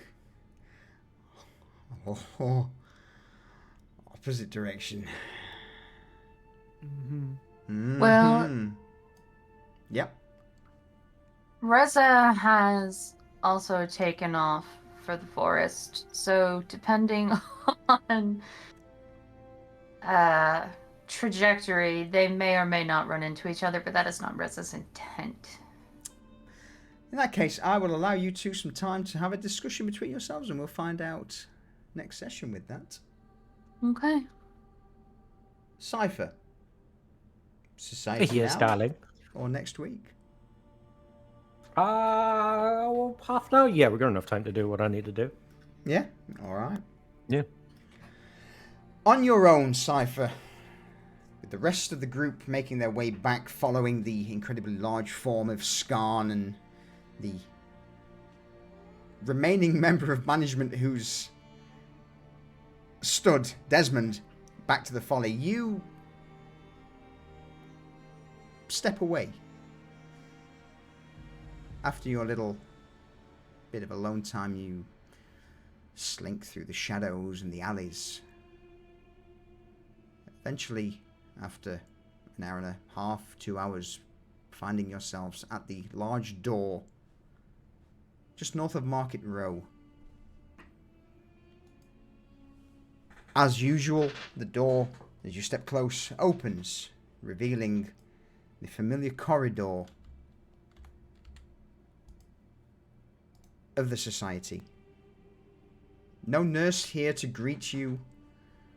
That's all right. He wouldn't have stopped if you tried to talk to him anyway. he's walking with purpose straight to the coroner. Oh, all right. You walk through the society, enter the large central chamber, and stride over towards the stone door to the coroner's sanctum. With a quick wave of the hand, the door begins to slide aside and you step into the dimly lit, blue-hued room. The coroner normally would be sat, or stood, sorry, reading through his grimoire, but this time as you step into his sanctum, he's seated. A glare pointing towards the door.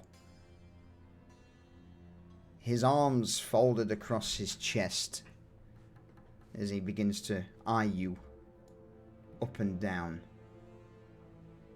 Cypher sighs. He goes, "Is it a lecture then, Master?"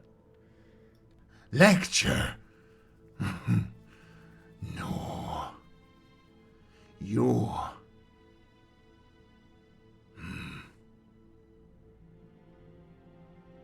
You have dabbled in things that you are unprepared for. When did you see?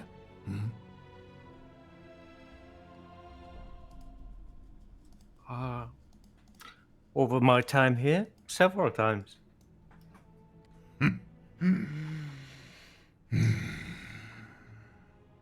You really shouldn't leave it open on the podium like that, Master. The coroner brings a hand to his jaw, resets it for a moment with a loud crack. And if a lich could sigh, he probably would. But with a bit of a downcast gaze to the table, he slowly nods.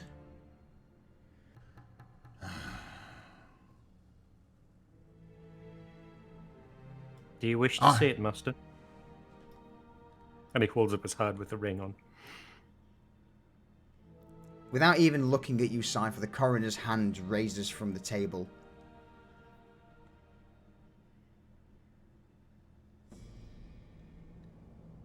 To me. He'll walk over, take it off, and gently place it in his hand.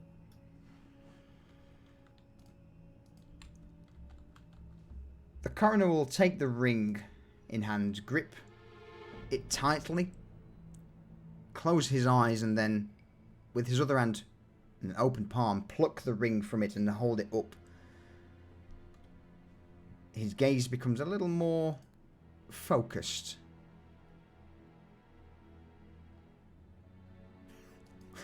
Fucking hell. Even with a roll of 5.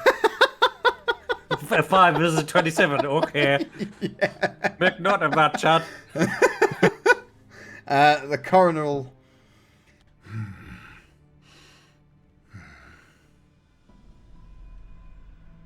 Interesting. You used... And with that, he'll offer the ring back towards you, Cypher.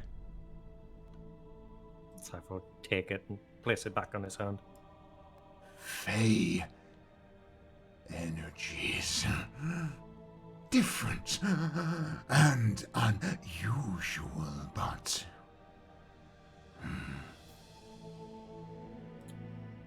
For what I need it for, it resonates better. It'll be easier with the translation of going into a different realm, I think. Although I don't know if it was worth it just yet. This path you have chosen, you are certain you wish to tread it. I would advise heavily against such. Cypher plonks down in a chair, sighs, and goes, I'm not like everyone else. Everybody's born and raised and has a life. I'm a thing. I was created. At least want some control over what I do. And this is what I want to do.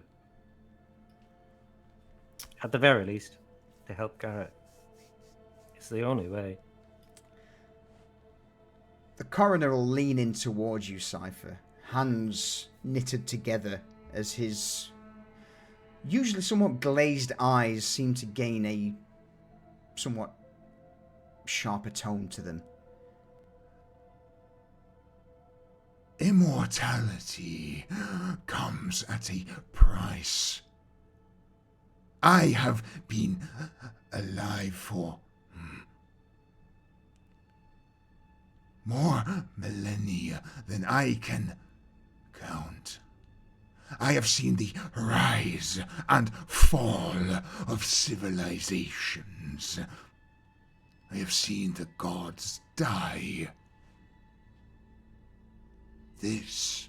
And he'll motion towards his hand as he holds it towards you, Cypher. This is a curse.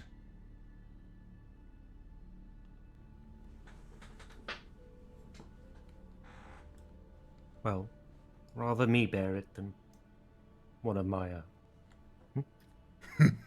And you so-called help for the failing.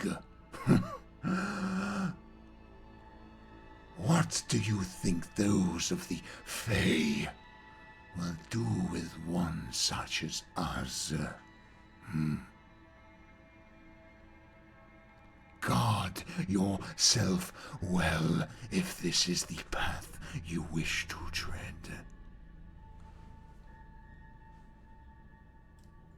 I understand. No. No. You do not understand. But, regardless, this is a... well...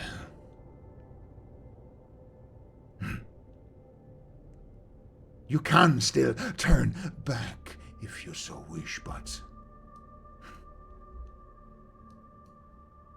And with that, the coroner will raise a hand and with a quick incantation, click his fingers, and you would see the small obelisk in the corner of the room begin to glow, and the various souls that he has been containing for you, Cypher, begin to flow out. You see this iridescent bluish-green line flow from the obelisk to your ring.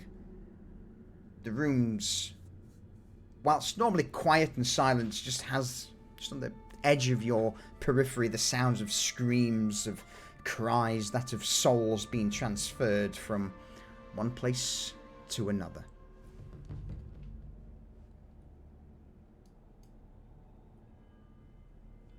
Cypher will just shush and be like, shh, it's alright. Thank you.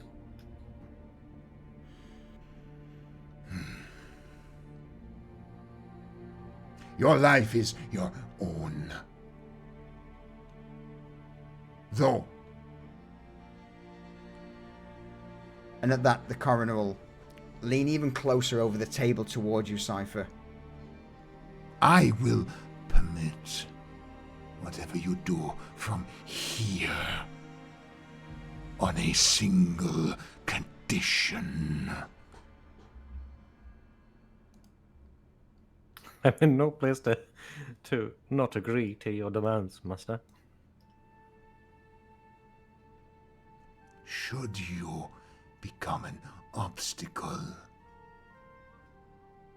to what I do here, or the others who dwell in this residence, I will end you, and there is nothing you can do. Do you understand? Of course. I'm young, yes. Naive, absolutely. Fool. I don't think I'm that stupid, Master. I hope not. It would be a shame to remove such a promising individual. Such praise. You are feeling generous today, Master.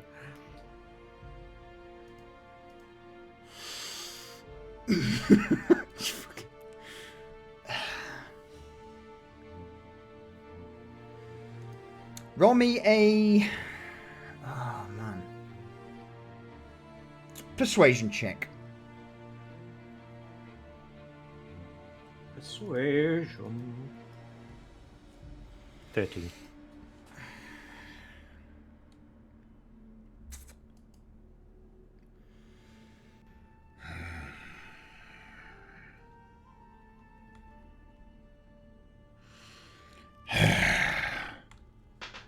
With a deep growl, a guttural grunt, the coroner rises from the table, stomps over towards his grimoire, snatches it from the pedestal at the far end of the room, and then slams it back onto the table in front of you. Without moving his hands or any eyes, the pages open and begin to flick through, before eventually the book opens on a certain page. With a quick twirl of his finger, the book spins around and ushers itself in front of you, Cypher. The page... Okay. Roll me an Arcana check. Have I seen this page by any chance before? You have, yes. Briefly. This is the page after the one that you scribbled down. Oh, I didn't have time because he turned. Yeah. Okay. You will remain here until these 2 pages are burned into your memory. Should these steps be forgotten, then you will be naught but a floating skull, a demi-lich void of intelligence, and all you hope and dream to achieve will be for naught. Cypher's half listening at this point. He's like, He's like, ooh.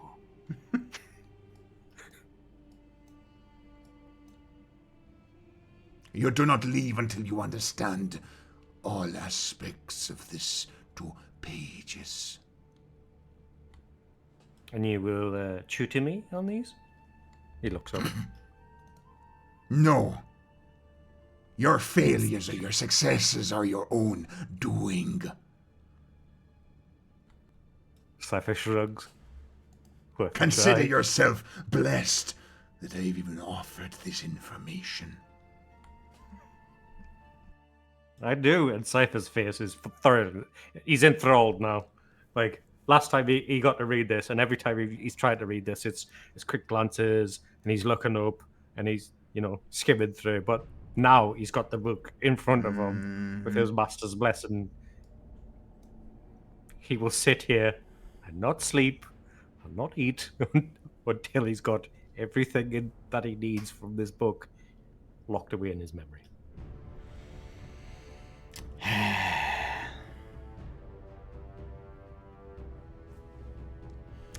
After a few hours, the coroner would eventually turn to you, Cypher. I will permit you a single question.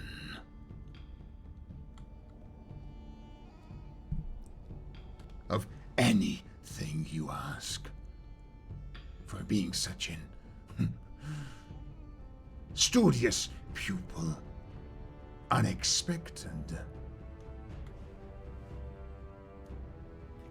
He'll point at the obelisk Mm-hmm.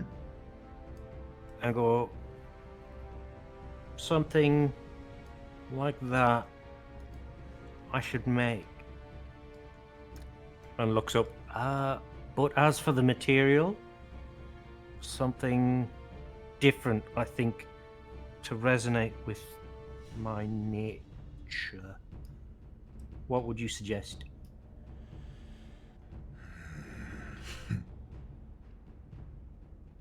Well, something that is already dead, but holds a soul. Yeah, something that already borders between the living and the damned. I'm sure you can figure out the rest.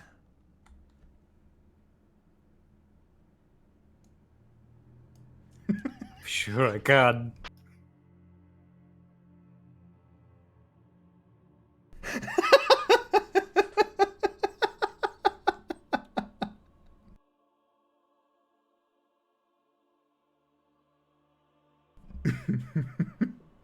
And with that,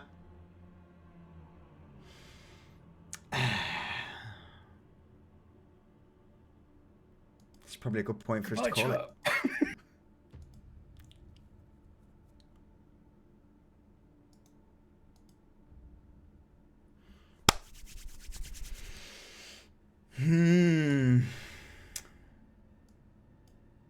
Any thoughts, comments, closing words from you all?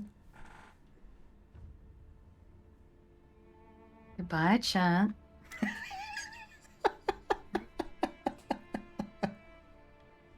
Goodbye, chap. Goodbye, chap. Bye. And of course, see you next time on Pariahs. All right. We will click over to the ending screen. Oh, shit. Oh.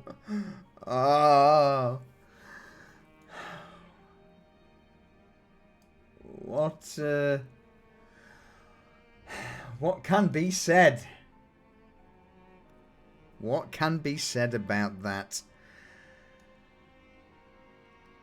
Thank you for joining us, everyone, for episode 52 of Pariahs.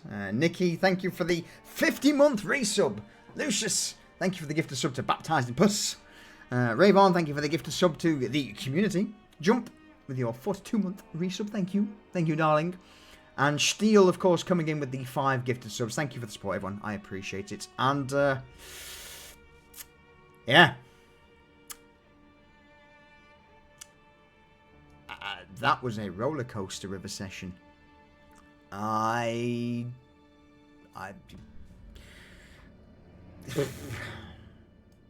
the betrayals. The betrayals. On that though, thank you for joining us, and I'll see you all hopefully next Saturday for Chronicles. If not, Sunday for episode 53 of Pariahs. Ta-ta for now.